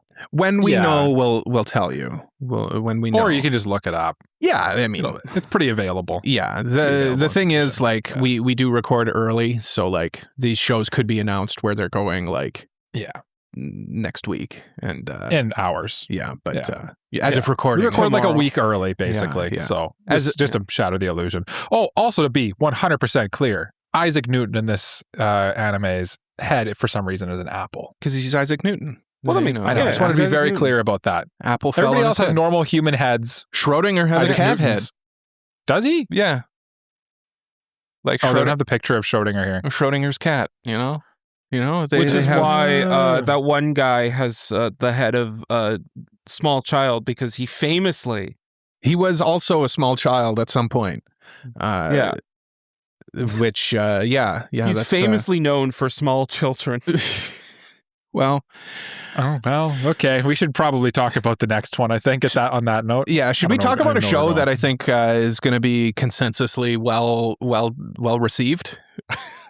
I think we can listen. Every other show is not in any particular order. This one's actually number one, I think. So this is the way I'm going to put it.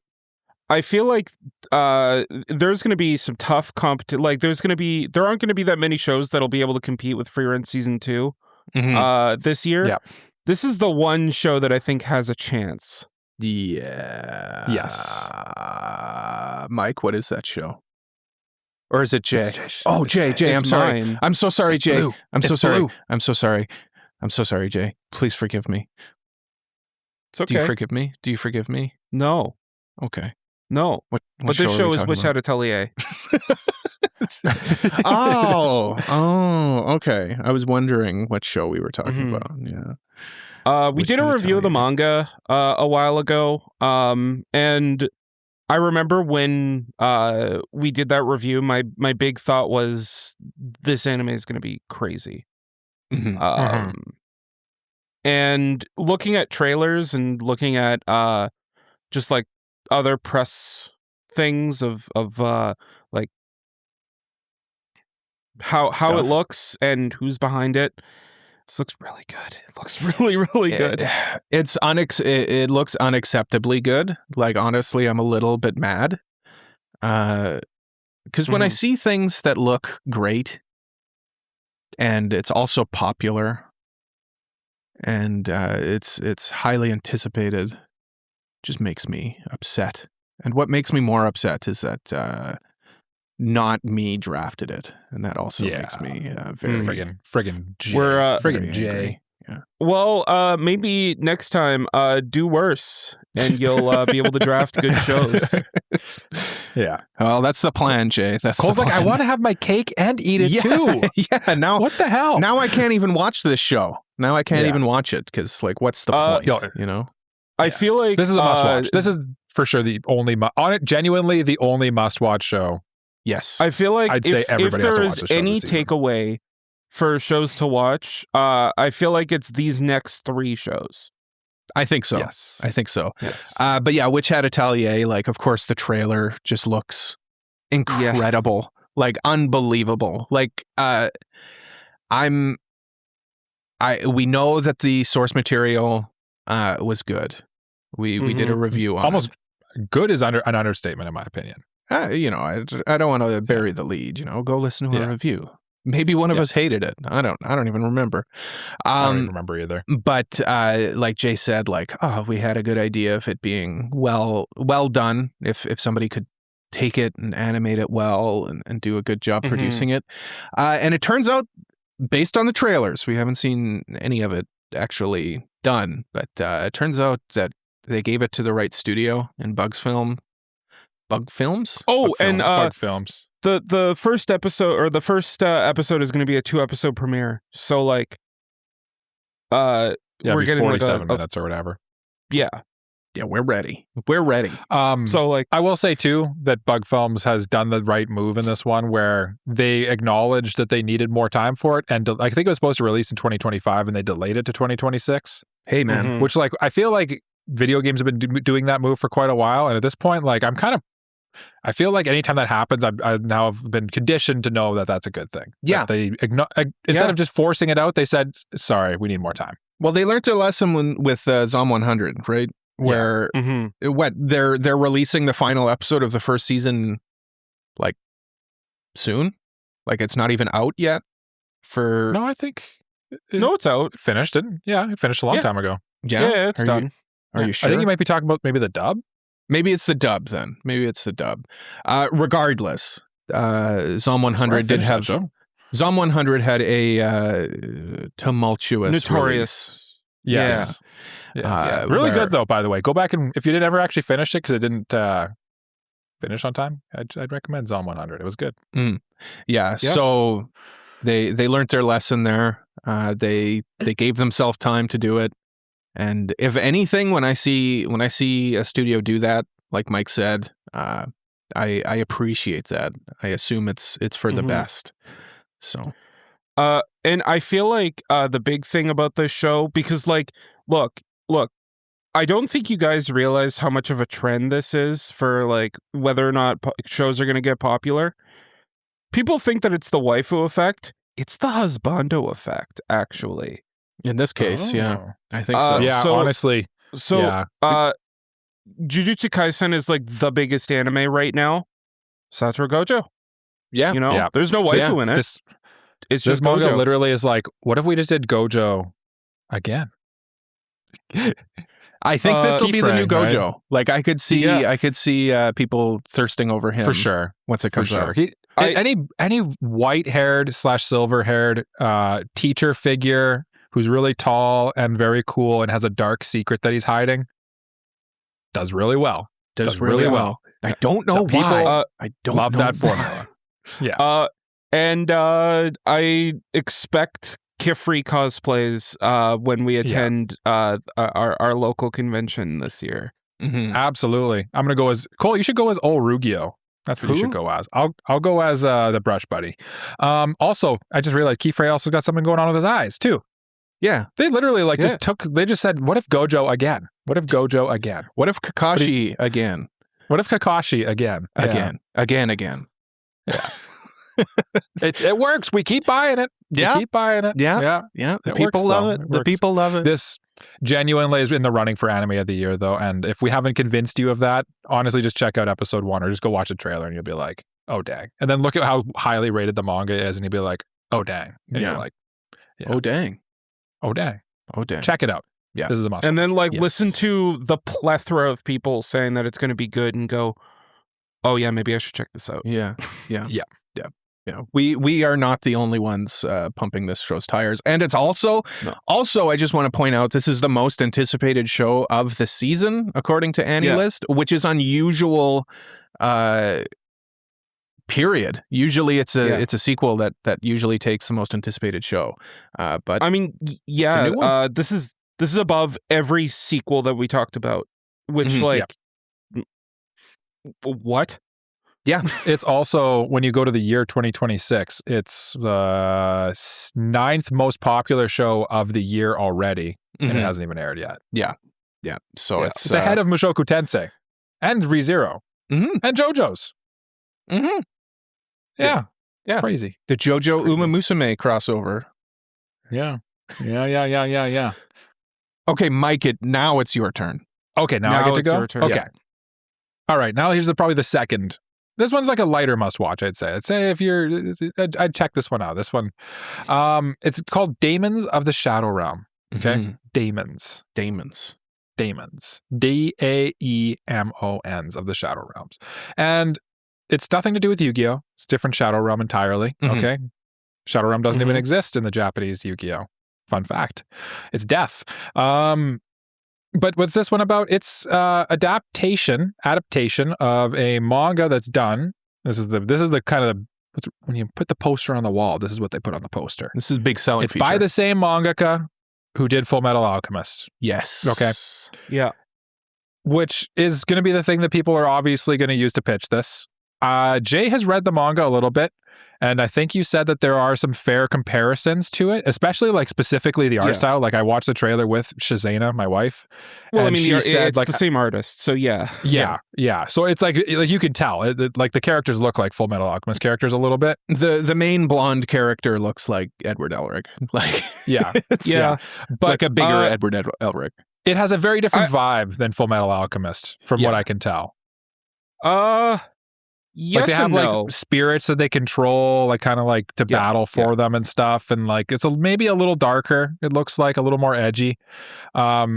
Basically, there's like these two siblings, and they're like from this clan of people. I kind of don't really understand it. One of them is like lives free. The other one lives in a cage, and then they get like spirits to do battle for them. Essentially, the point is, it's done by Bones Films. Which is also, like we said when we were talking about marriage talks, and like they put out really high quality stuff, and it's from the mangaka who did Full Metal Alchemist Brotherhood, or Full Metal Alchemist, which is again one of the best manga of all time, one of the best anime of all time. Like you just have two really good things and you've made them kith. How could this be bad? How could this be bad? How could you go wrong here? The concern I have with it is that like maybe people will unfairly compare it to FMAB. Yeah, specifically. I can see that. I think that's inevitable. I think that's inevitable, and I think if it's going to be compared to that, like, hey, it's by the same person, so like if anybody's going to be able to match that, it's going to be her. So you know what? I'm fine with more Full Metal Alchemist. I'm very fine with that. I'm okay with it. Yeah, it's been a while. Sounds okay. It's been a while.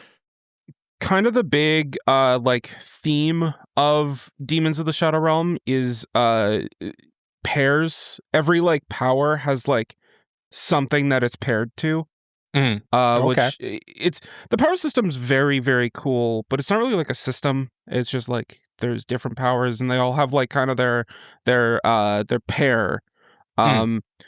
Also, just as a side note, if you really like the later arc of Oshinoko for a certain reason, you're gonna love this.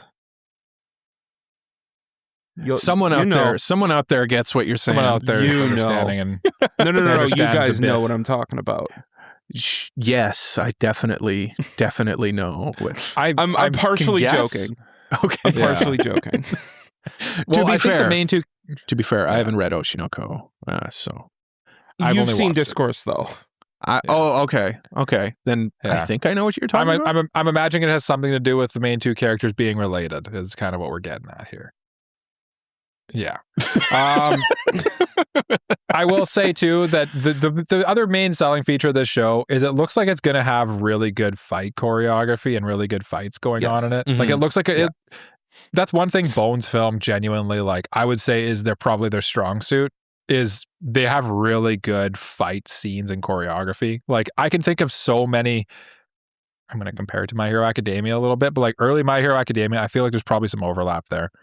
And like Gachiakata and all these recent things. Like, they do fights really well, especially shonen battle anime fights. And that's kind of what that's the selling feature of this one, is it's Full Metal Alchemist with a bit more of a shonen battle element to it. So I will be checking the other thing I want to say about this is like Hiromu Arakawa, the creator of this and Full Metal Alchemist, very clearly like knows what she wants to do with the story right at the start.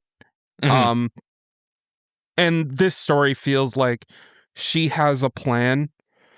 So it's not like something like your JJKs where like Gege is just like, okay, I guess I got to start figuring out what the plot is now. Yeah, I got to start planning out for the end of it. Yeah.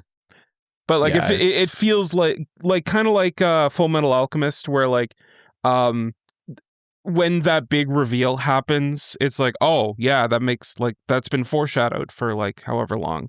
That's kind of what this feels like. It feels like she's building up to something. It's not done, so we don't know what that is, but yeah, it feels like there's a grand plan here, and that's very promising. Very good. Yeah. Very good. Looking forward to that one for sure. Once again, kicking myself. But the next show that we're going to talk about is a show that is notorious for me. It's notorious specifically for me because I always have a tough because you guys laugh at me when I try and pronounce it. Why don't you say the name of the show, Cole? Why don't you say the name of the show? Akane Banashi. Hey, there you go. Did I say it practicing in the mirror. Yeah, I have been. Good job. This one is coming out this season as well. Show about Rakugo performances and kind of the competition aspect of Rakugo. I like these shows about like kind of these niche Japanese like cultural things that people are very passionate about. Obviously, like I enjoy March Comes in Like a Lion, about shogi, stuff like that. So I get a little bit of that from this. And also like this one has been hyped up personally for me for quite a while. Jay has been telling me to read the manga for what feels like years. And that's not like a shot at Jay. Like if anything, that's a shot at me. I haven't gotten around to it, but now that the anime's coming out and like I can see the characters and they look very flashy and well designed and everything, plus Jay hyping it up for so long, it is really good. I'm really looking forward to this one. I'm thinking this is on the cusp of also being a must watch. Mike, I'll throw it to you to just kind of get your sense of this show before we go to Jay, because he had read it. So like what were your first thoughts of this show, Mike?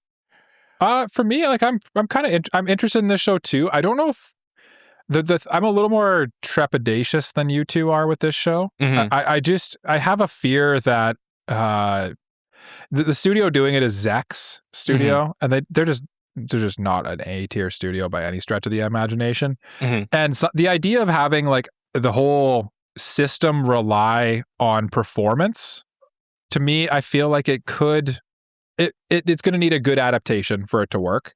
Yeah. So this one, for me, I'm a little more cautious about it, but honestly, like the source material seems pretty beloved. So I think it's working with some pretty good material, and I want to see it done well, right. And it looks pretty good. Like the trailer looks good and everything. I just don't know yet. There's that risk there. There's that risk factor. Yeah. And when you're reading something, someone like it just gives me a wand dance vibe for some reason. And I think that's me being unfair and just I've been burned in the past kind of.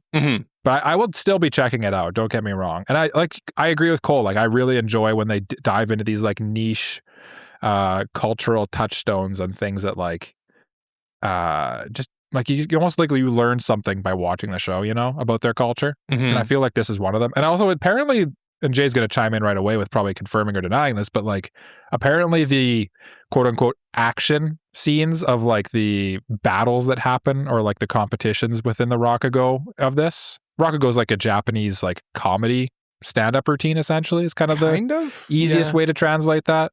Are like really intense and pretty zesty and fun. So like I'm looking forward to that. Jay, what are you looking forward to this one?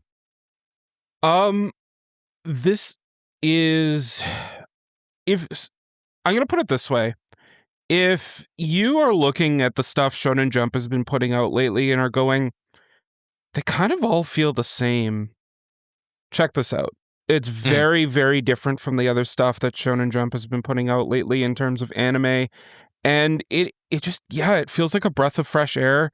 Honestly, this Akane Banashi is the best written story in Shonen Jump right now.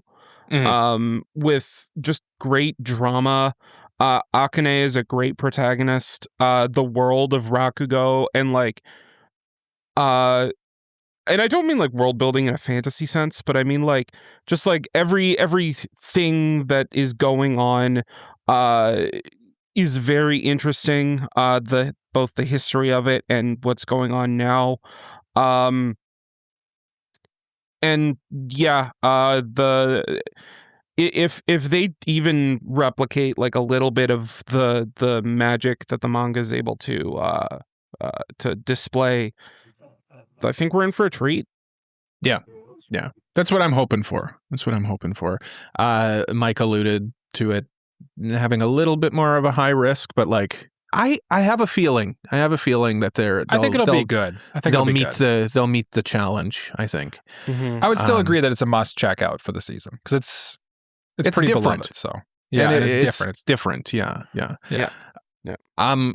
Jay, you're up next. Yeah. Next one up is Go For It, Nakamura-kun. If you like the BL in something like what's the show called? You compared it to Summer Hikaru Died or in that draft. That's what I was looking for. Or other BLs. Here's another one. But the thing that I really thought was really cool looking about this show is like it kind of gives off the vibe of like a classic Rumiko Takahashi romance. Yeah. In a BL setting. Yeah. That was the sense I got from it too. Yeah, it's got that vintage character design thing going on.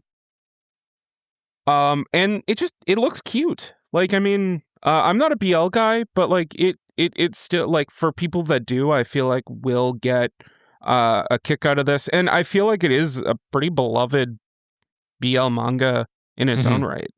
Yeah. The main thing that stands out for me with this one, which like we've kind of discussed a little bit, was kind of the design of it. Looks very appealing in terms of like, if you're looking for that Ranma 1/2 type of character design, you'll get that here.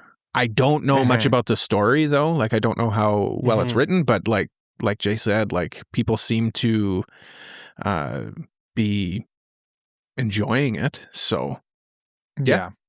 I really thought about drafting this one just because like the trailer impressed me so much. It's just I just know that like it's just not really like romance in general, and then BL romances. It's just a step further than what I normally would watch. So just a step beyond.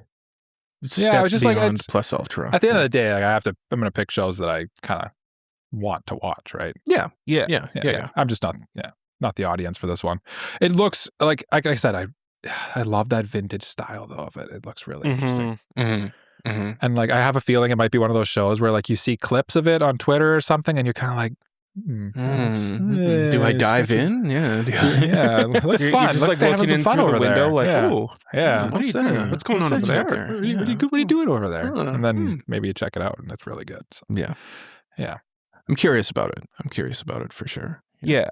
Like this was a 5th round draft pick, so like it's not, it wasn't like a crazy grab, but like it's kind of one of those shows that you give the side eye to, and you go, all right, keep an eye on you.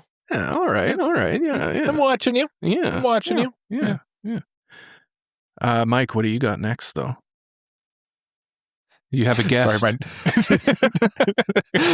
my daughter woke up from her nap and is knocking on my door. What do I have next? Let me look and see. Oh, yes. Okay. Well, this draft this whole episode has been snowballing. We've been going totally out of order in terms of our shows because there is no order. There is no order. How can you go out of order if there is no order? Yeah. Just like this. Snowball Earth is the show that I'm going to talk about next as a show you should consider checking out for this season. Snowball Earth, it's an interesting looking show. A lot of people are going to be turned off by the fact that it's like a full CG 3D anime. But I think we've gotten past that point where... I think so too, yeah. I think that we figured out how to kind of do that successfully. And Studio Orange has kind of trailblazed that a little bit. This is not Studio Orange, to be clear. It's Studio Kai, who is just coming off of such hits that just aired as Sentenced to be a Hero. And I think that they did some of the Uma Musume seasons as well, too. I thought it was a different Idol show. Which one was it? I don't remember. I think Zombieland Saga. Oh, yeah. The director did Zombieland Saga, Dance Dance Dancer, and Sailor Moon Crystal. So that's some pretty good. As far as the CGI goes on this one, though, like I don't think it'll be an issue with this because it doesn't look super CGI. Like I know it is. It's got that veneer on it, but it doesn't scream CGI. Like I think this was a good pick. In fact, this was one of my 2 freakouts during the draft. So check that out on the Patreon. Yeah, Cole lost his mind twice during the draft. This is one of the 2. Yeah, 2 times. This show looks super cool. I'm super interested in it. It looks super fun. I don't know what the hell's going on per se. But no, I don't either. But I'm kind of here for the ride. I'm here for the ride. Yeah. Okay, yeah. Studio Kai did do the 2nd and 3rd seasons of Uma Musume. I was just making sure. I was like, Cole, you made me doubt myself there. But yes, they did. Really? Yeah. I thought for sure it would have been Psy Games, but nope. Just the first season. Interesting. But yeah, no, it seems interesting. It's kind of like it's like a mecha shonen, and I think it's technically like a seinen, but it kind of looks like a kind of a silly adventure in like a sci-fi world where the Earth is turned to snow. The guy's got like a robot buddy as his partner, and like they're kind of just there's lots of cool looking fights in the trailer. Some kind of like janky looking CG enemies that they're facing, but that's honestly I feel like you get that in traditional anime too. Like. I know. I feel like people will see that and kind of get turned off, but genuinely like the concept here and like just like the uniqueness of this one to me, I think it could be a fun ride. And I think if you watch a trailer and you're kind of like, oh, all right, I'm intrigued. I think that'll hit a spot for you, and I will be checking it out, and I hope you do too. Honestly, yeah. Jay, did you have any thoughts on Snowball Earth before we move on? I am passively interested in it. I read a little bit of this manga, and like it's an interesting premise, but it really depends on where it goes. So, yeah, I don't think it's my number 1, but like, I'm giving it the side eye of like, I'll keep an eye on you. Yeah. Check, lurking in through the window is Jay. Yeah. Watching. Yeah. It's like, what's with binoculars. Not all of these are must watch, I wouldn't say, but they're the ones we think you should at least look at. At least take a look. Yeah. They're passing interest. Yeah, passing interest. The next one here that we'll discuss is an adaptation of our recent game review, Needy Girl Overdose. They went with the Japanese title. I don't know what they're gonna do, and that's why I'm interested in it. It scares me. It scares me. I'm also interested. I'm not scared of it. I'm interested in what they're gonna do. It feels to me like this is going to be a very completely original story with the IP of Needy Girl Overdose. And you would be correct, because apparently the original creator said they wrote 13 original scripts for this. As in like 13 episode scripts. Right. Yeah.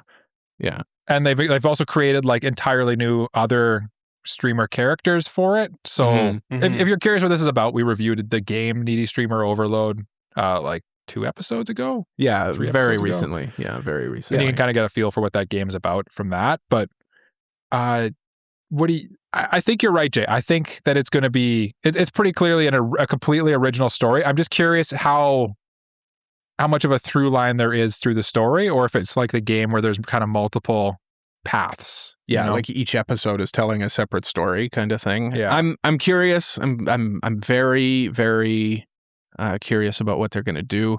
Of course, it handles like some pretty dark topics.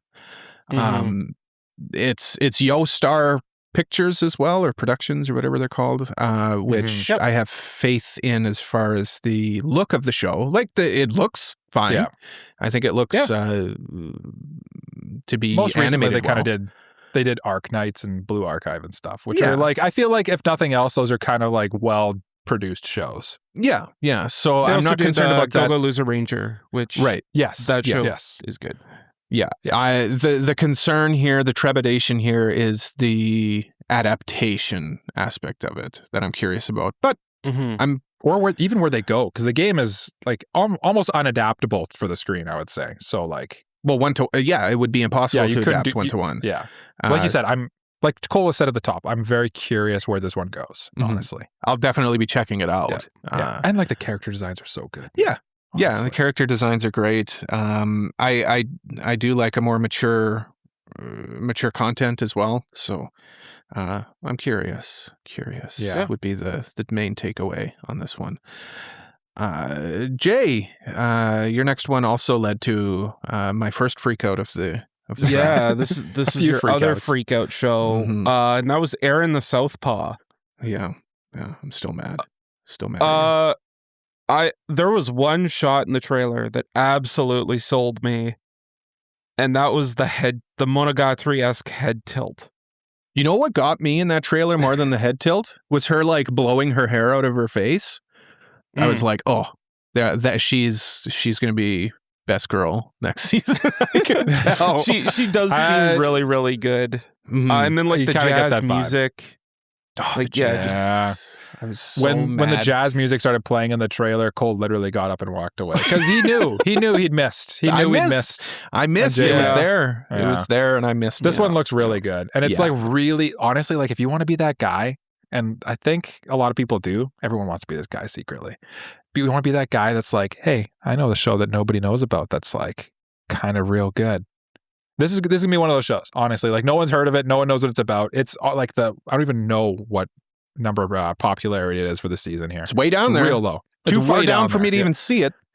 It's production Snowball Earth, by the way. It's in the same realm as Snowball Earth, where like nobody's paying attention to it.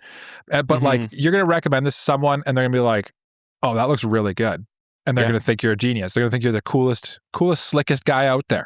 Or they'll be really mad at you. Or them, like me. Yeah. Or if you're like Cole and you need every idea to be yours, you'll get really mad. Yeah. That's why Jay donated this to Cole's brain.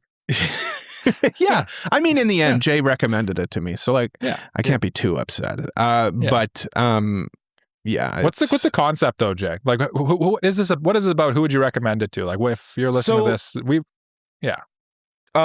this, at least like in terms of feel, based on what I've seen and read, it's kind of like a drama about like a mediocre, like not non-talented person kind of coming to terms with the fact that it's kind of okay to not be like a prodigy. And then the other girl, like the main girl, I think her name is Eren, her whole thing is like realizing that like because she's kind of shackled by the fact that she's an art prodigy, that like that doesn't need to define her. And I think that as a concept is very interesting for a drama. Yeah, kind of coming at the same end point, but from two completely different starting points.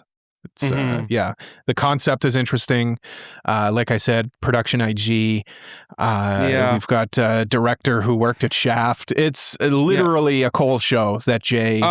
I found this out after the draft. The director directed Cole's favorite Monogatari OP.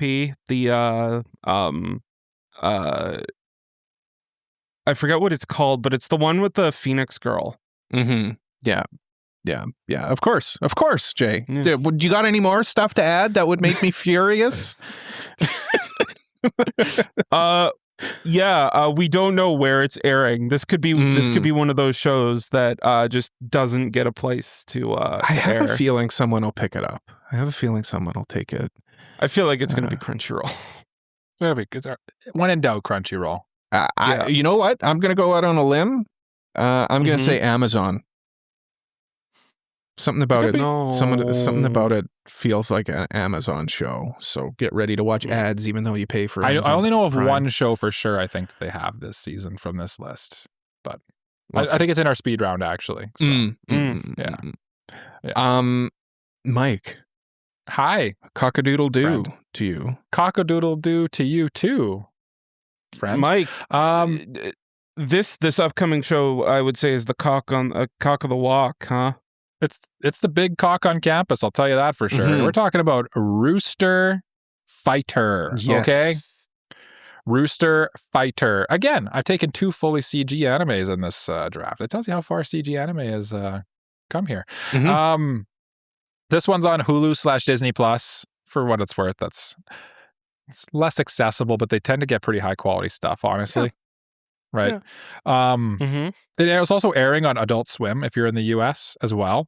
It's kind of marketed towards the Western audience a little bit, which is interesting in its own right. I don't know how I feel about that personally, but I know the source material has been marketed to me pretty heavily for several years now, and I'm very interested to check it out because it just seems like it's like if you took JoJo's Bizarre Adventure Part 1 or something, or Fist of the North Star, or One Punch Man, and sort of made the main protagonist a rooster.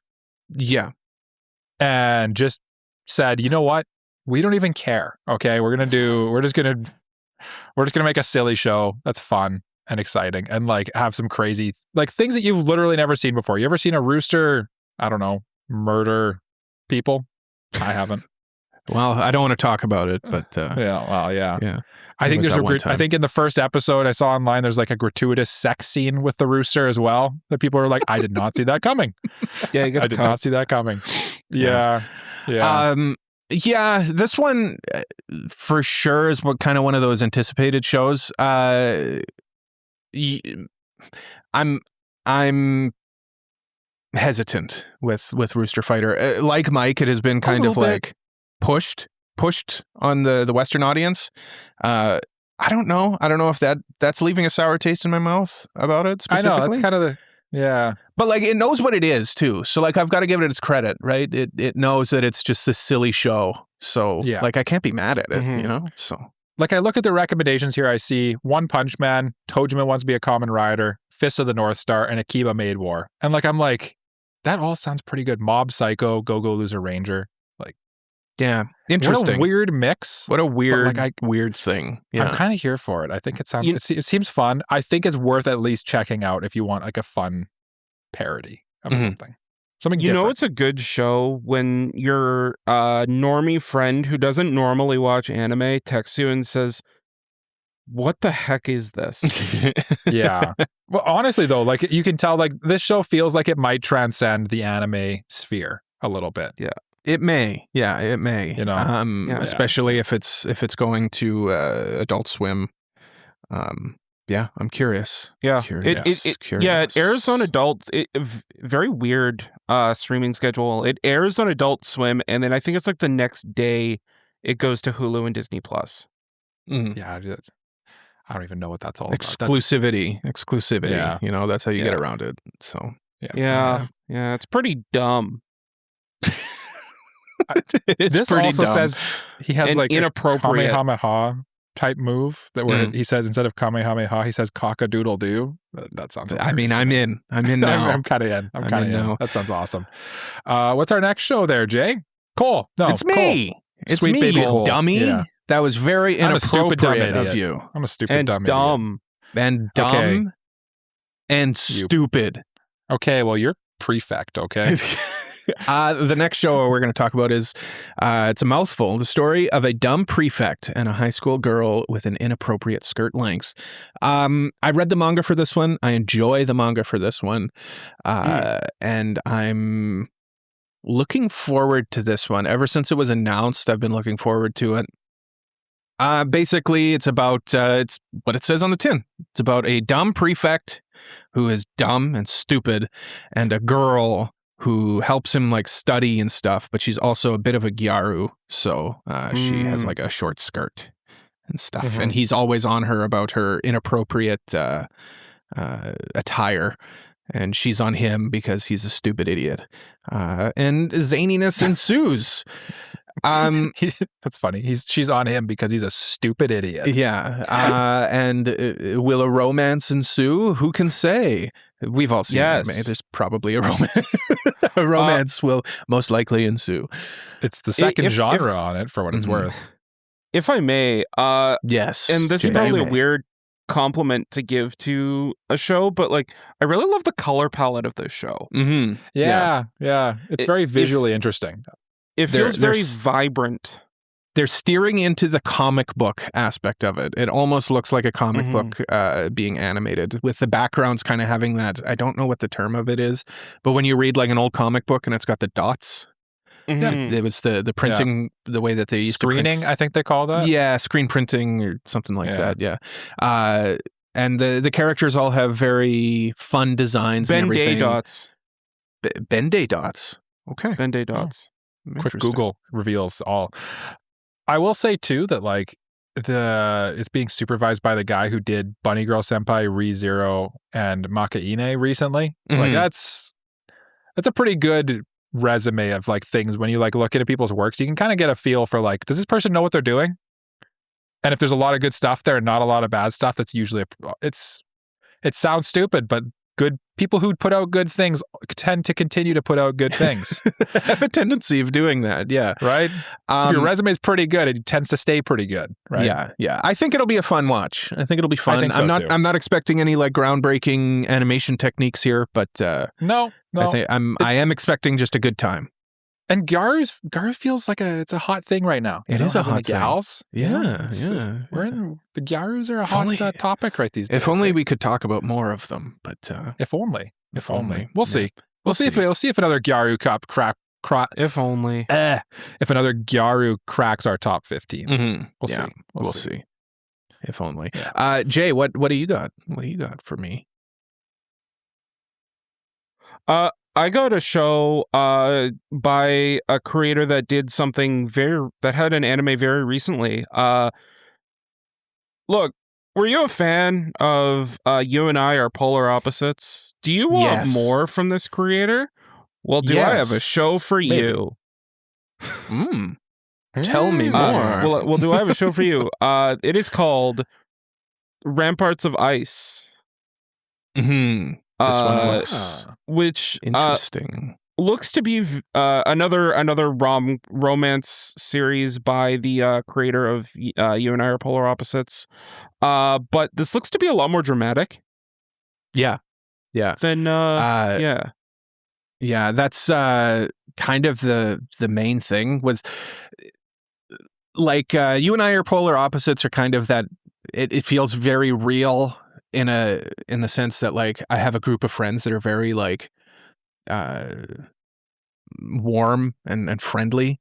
So that feels very real. This feels very real from kind of the other side where the main character is maybe a little less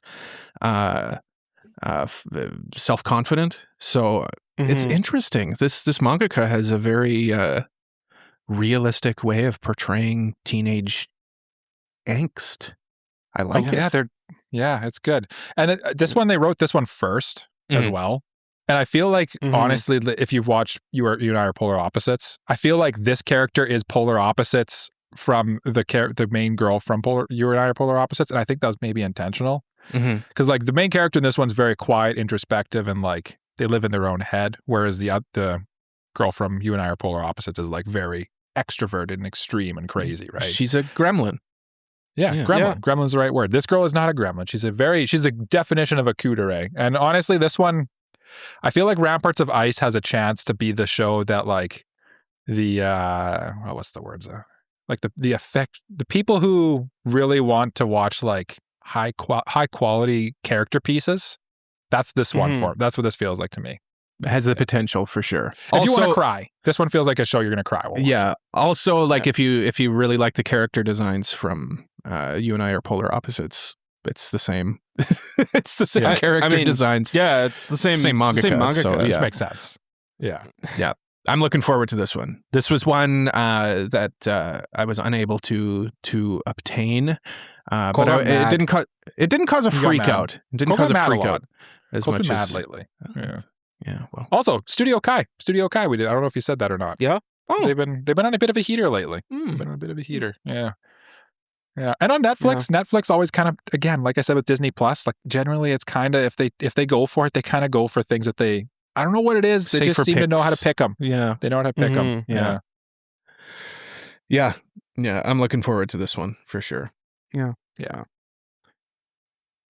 Well, we kind of covered gals being kind kind in some sense, but can't be kind to everyone. No. Who can they be kind to?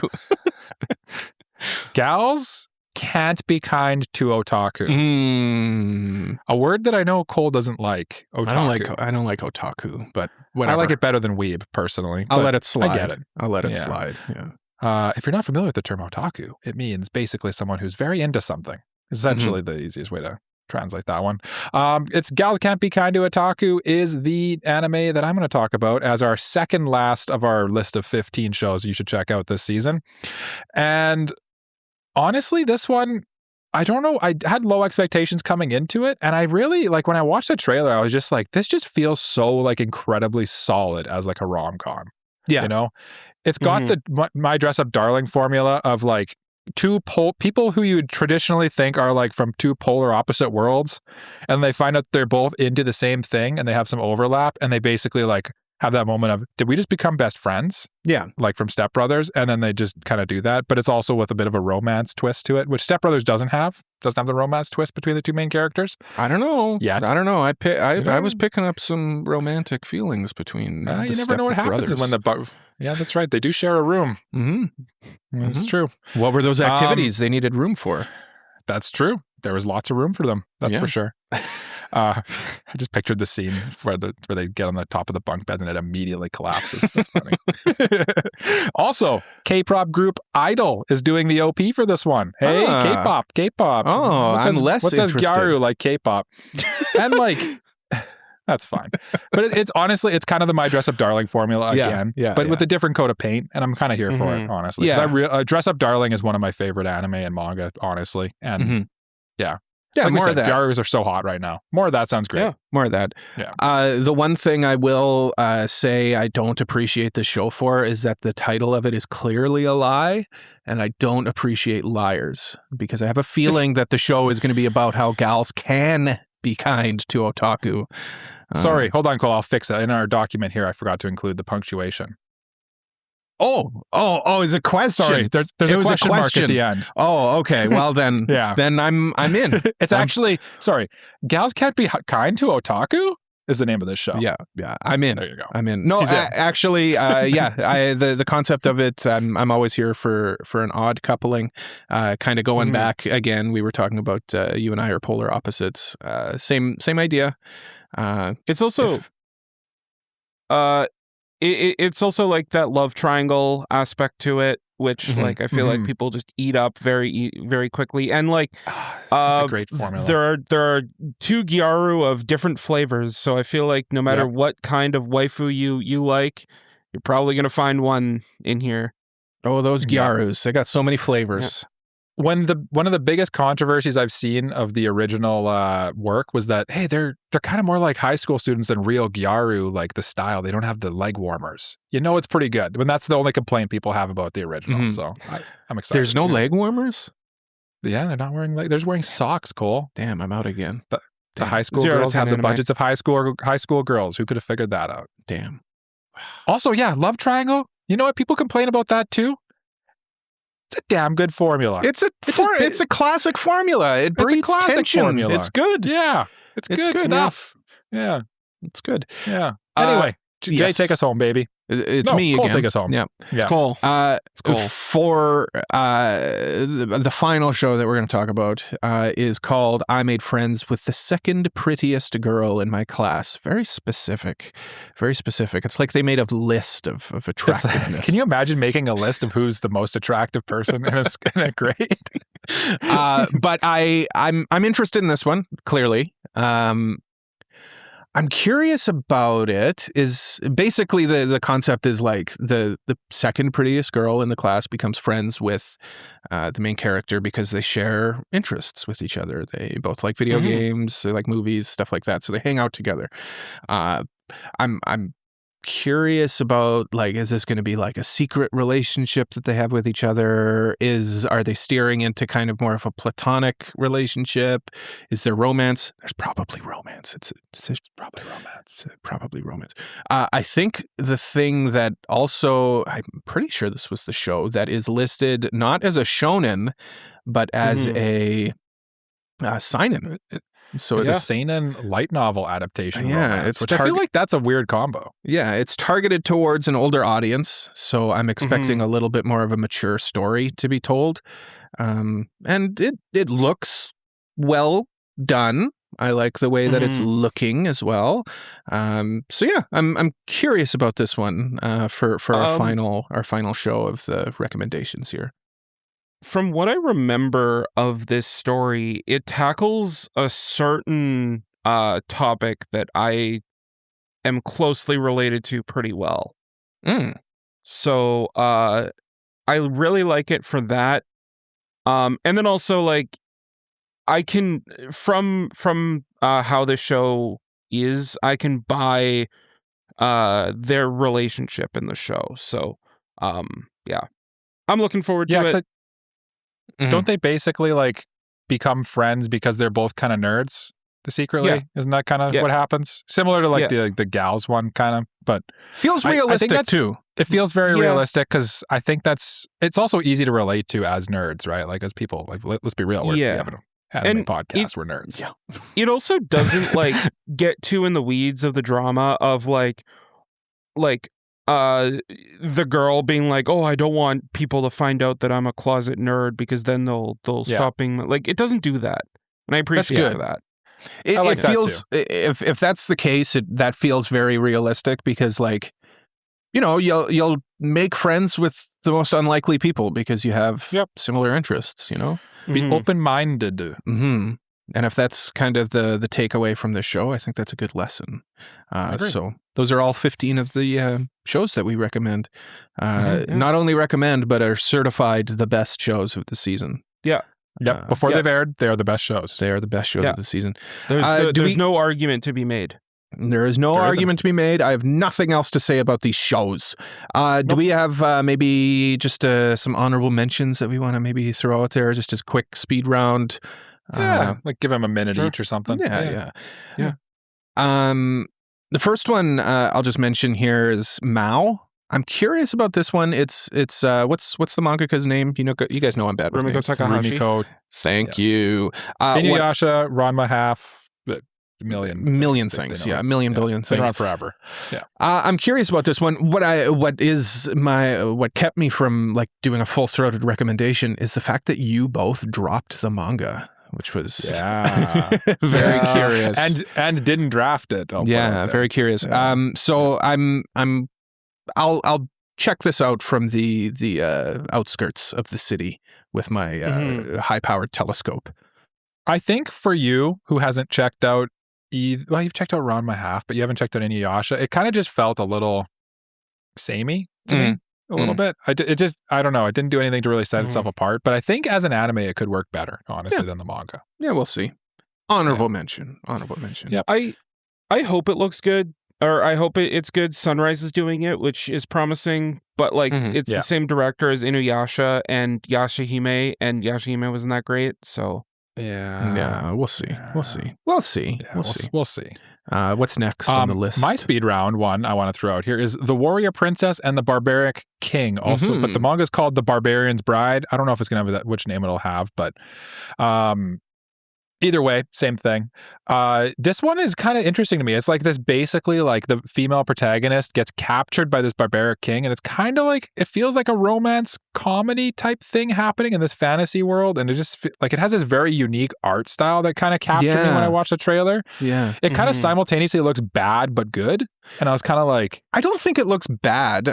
If anything, I think it leans more towards good. I think so too. I just don't know. I don't know enough about it to really be able to like put myself behind it, you know? Yeah. Because the concept looks interesting, but like how far can that concept carry you, you know? That's kind of my trepidation about it. Because like, I feel like for maybe the first like 2 episodes, it would be like, oh, this is fun. And it just gets old real quick. Yeah. But on the same token, I could also see it being like a show that it just feels like an easy watch. Yeah. As long, you know, like I feel like I could end up watching this whole thing and be like, that was a fun ride. Yeah, it could go either way. Yeah. I would watch the trailer and you might have similar thoughts. Now, I want to end this speed round. So Jay, tell us what the next episode, what the next show is. Another one I wanted to talk about. I want to end this love game. I've read a bit of the manga, and it's just like a very cute story between a guy and a girl who like who just like try to make each other blush and all that. If you like Kaguya-sama and like kind of just wanted a bit less like edgy, if that makes sense, because like it kind of feels a little edgy at times. This is that. It's a bit more cinnamon roll-y. And yeah, it's just cute. The only reason why I kept it from my draft is mainly just like the adaptation doesn't look fantastic. It looks good, but it doesn't look like mind-blowing. Yeah. It's kind of the same thing. Like, I just think that there's other shows that are doing similar things that look more interesting to me. Yeah, a little I've seen this before, kind of. Yeah. I guess I'm up next with our next manga review. Botan Kamina Fully Blossoms When Drunk. I've been curious about this one for a long time, and I'm ready for a little Iyashike, drinking, eating some good food. Again, though, it's kind of the same thing. We've seen this before. I don't know if it's going to really break new ground, so that's why I'm not, once again, putting my full support behind it, but I am certainly going to be checking this out. Might just be a show that I like. I watch before bed kind of thing, you know? Yeah. No. I honestly, like, I didn't realize it was Yuri until I watched the trailer, and I was kind of like, oh, this seems interesting to me, especially like from having the grown-ups aspect of it too. I was kind of like, oh, cool. Yeah, it's always nice to kind of have more of a mature character standpoint, you know? Yeah. They're in college as opposed to high school. Yeah. Hence them being able to drink. And getting drunk. And getting crunk and eating some fancy foods. That's right. Yeah. You know what's devilishly easy? Mm-hmm. Eating fancy foods and drinking. Yes. But also, Mistress Kanan is devilishly easy is the next show I want to talk about quickly. Yeah. It's this season's like harem rom-com, I would say. Ecchi harem rom-com, probably. Because they're kind of like, when the trailer came on, me and Shazana are watching all the trailers, and she's like, is she a succubus? Is that the thing? And I kind of looked up, I'm like, maybe, because she's acting very succubus-y, I would say. But like, it looks fun. The whole shtick is that she acts super tough, but is actually like kind of not when it comes to this. Yeah, kind of baby. And it's like, that shtick is funny for a little bit, and we'll see how good it lasts. Yeah. You know? Yeah. But honestly, I feel like it'll be a fun watch, especially for fans of that ecchi harem rom-com genre, you know? Yeah, I'm curious about this one too. Yeah. The trailer looked intriguing to me. It was definitely very jiggly, I will say that. It's definitely not going to be for everyone, but it is what it is. Yeah. This one, you know, before you even put it on what you're tuning into. So at least, you know, it wears its ecchi proudly. I'll say. Which I appreciate. And I'm no prude when it comes to ecchi, so I'll probably check this one out a little bit. It looks devilishly easy to watch. Jay, enlighten us with this next show you have. Yeah, my next show on here is Dandelion, which was a one-shot by the creator of Gintama that's now getting an anime. It's going to be a 7-episode OVA that's going onto Netflix. And like I was interested in it because it's the creator of Gintama that did it, but the thing that kind of gives me a little bit of trepidation is the fact that like it was kind of one of his first works, and like when it's your first thing, it's not always going to be on the same level as your best work. So like, usually you're learning the ropes, right? Yeah. So like I can understand it on like off of the back of like, well, we like Gintama sells like hotcakes, what else can we sell? But like if it doesn't live up to that same tier, yeah. And it feels weird to be like, is it a full show? That's the thing it's too. 7 episodes. It's seven 7 episodes. episodes? Okay. Because I saw it was like a OVA, and I'm like, is it gonna be like shorts? Like I genuinely just don't know what this is. It scares me a little bit. Yeah. Curious. I Very have no more curious. shows to talk about. So you guys, Mike, Okay. Well, pardon the intrusion, Cole, but I'm home. Is my Oh. last show I want to talk about quickly. People who want just kind of this one's for the gals. Okay, this is definitely like a female marketed show, I would say. It's kind of like the premise is like this girl, she's a 20-year-old office worker, and she like, it's the classic rom-com setup of a love triangle, but like for some reason her crushes break holes in her walls of her apartment, and they live on either side of her, and they constantly pop into her apartment. One of them is like a acclaimed mangaka of her favorite manga, and the other one, I don't know what the other one actually is. It just, you know what? When I watched the trailer, it stood out to me. I'm like, this looks like a nice little, like, cute little rom-com with kind of a tried and true premise of like the love triangle between. It's very wish fulfillment-y from a female perspective, I would say. Yeah. But it looks fun to me, and it looks better than I expected. I'm probably going to keep an eye on this one and see if it's interesting or not. Yeah. The concept sounds fun. I didn't look into this at all, but that sounds like something. It sounds like something I'd probably enjoy. Actually, it looks very cute. I'll look into that. Yeah. Take us home, baby J. This one's. I actually did it right this time. The last one I wanted to talk about was Nippon Sangoku. Mainly because like it looks to be like a sci-fi war drama thing, but the thing that kind of intrigued me and perked up my attention was just the art style looked really unique and cool. And it made me intrigued by it. I don't know how good it is because I don't think the manga is that highly rated. But yeah, I was interested in how the show looked. I'm super intrigued by this show too, Jay. Like I thought about drafting. I'm like, no, I'm not a crazy person, because I just the score matters, and it just feels like such a leap. Like this could 9 times out of 10 shows like this tend to flame out pretty fantastically. Yeah, when it's this stylistic and this like niche, but like it could be really good. It could be this one I'm going to watch very closely. Yeah. And Amazon shows I feel like are either like really, really good or really like not. So I feel like it's a gamble. Unfortunately, Amazon makes it pretty easy to not pay attention to shows too. Yeah. Because it's genuinely like, I don't know if you have this issue, but it's genuinely like if I want to watch a show, I have a hard time getting to it on Amazon Prime. Yeah. Trying to find shows on Amazon is for some. Yeah, I don't get it. I don't understand. I don't get it.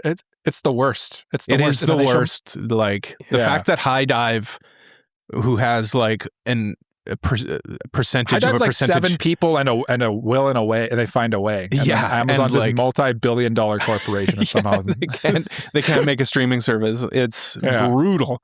But those are all the shows. This podcast not brought to you by Amazon, by the way. No. And then they they dub their anime with AI just to put a little cherry on top. No. not. No one asked for that. No one wants that. Nobody likes that. Nobody. That's likes like when I was Amazon. watching the trailers. One of the trailers came on with YouTube's like AI dub that happens sometimes. You ever have that I hate happen? that. It's Yeah, so I hate that bad. Don't do that, Google. Don't do that. To me. No. It's awful. It's awful. It's the worst. Also, Anyway, this podcast not brought to you by Google. Who would have thought? Yeah. Well, we are on Amazon or on YouTube though, so Yeah, we love you. Yeah. We love you. Love you, YouTube overlords. Yeah. Please don't ban us for Yeah. talking about that dictator earlier. Yeah. The Well, Austrian that's painter. every show Yeah. I think we want to talk about this season, which means that's it for what's on my mind. So, Mike, hold on. why don't you finally let us done. know You're what's finally on done. your mind? No, You know what's no. on my I mind? think we're out of time. Getting I out think of we're this out of time, episode. actually. I think you should, listener, if you enjoyed this episode of AniPro, here's what's on my mind. I want to get us out of here. Okay. So you should follow us on all our social medias. We're at AniPro Pod on Instagram, Twitter, also called X, YouTube, whatever you could possibly, Threads. What else could they follow us on? Like anything you could possibly want. We're probably on the sky on a blimp somewhere at AniPro Pod. Okay. Mhm. Just type in AniPro Pod into YouTube. It'll bring you to everything or whatever you're on. We also have a website. It's anipropod.com. It has links to our Discord. We do all sorts of things in our Discord. We're always in there, Goes always hanging out. straight Come to chat with Cole's us. OnlyFans. It Mhm. takes you to Cole's OnlyFans, which features pictures of Jay's feet exclusively. Yes. You don't tell him that. Well, that's how you sink them in. Yeah, I'm making bank on Jay's I feet know. pics. I can tell by all those Transformers you keep buying and trips to Japan. But like honestly, the biggest thing you can do to help us out and keep the podcast going is support us on Patreon. You get access to the episodes early. You get bonus episodes every month, including our draft. Every quarter, we put out a draft of all the shows that we're actually like, basically the shows we talk about here, but you get to hear it early. You get to hear it before everybody else, and you get to get an early glimpse into us. And You some get like to hear me behind-the-scenes stuff. freak out. Get priority mailbags, all this good stuff. If you don't want to support us financially, you can support us by just liking, subscribing, or like just sharing the word of AniPro, telling a friend about us, or just saying, hey, you like anime. I know these 3 idiots that talk about anime weekly on a podcast. Their names are Cole, Mike, and Jay. They like anime. Yeah. That honestly genuinely helps us out a lot. Like the 5-star reviews and stuff helps us out a ton. So please, if you want to help us out, do that. But the people who do support us financially, that helps the most. And those people are Mr. Family Guy 36, Elijah Wood, Braindead B-Dog, Peach, Frama, Kratos, Just Juzz, Mogmog, Uncle of Light, Zaffron, Genis 26, and Taco. You people are the light that guides our path. You are the shining star in our sky. You are the true North Star. You are the Aurora Borealis in our sky. It's true. Everything's sky this At episode. this time of day, in this part of the country. Localized. That's right. entirely You are the within our glizzy podcast. that's boiling in Cole's kitchen right now, waiting for him to demolish. I have been not boiling my glizzies. I've been throwing them in the air fryer. And let me tell you, oof. Ooh. Comment down below the anime you're most excited to watch this season in spring 2026, and also your favorite way to prepare a glizzy, so we know if you actually paid attention to the end. Your preferred way of preparing a glizzy and what goes on it. Why is it male? And if you're not familiar, if you're old like us, glizzy is a hot dog. We're pretending to be young. We're calling it a glizzy. Okay. That's okay. Sure. Yeah. Okay. Okay. It's a fair. Anyway, that's fair. without further ado, as is tradition on AniPro, we throw to one of our hosts to take us out of the episode with a bye-bye. So Cole, take us home, baby. Thank you, Mike. Well done on the exit. You did. I couldn't have said it any better myself, Mike. Well done. And with that, I'm hungry. I want a glizzy. Bye-bye. Bye-bye. Bye-bye. Glizzy time, baby. Bye-bye. I'm glad that got in before the bye-bye.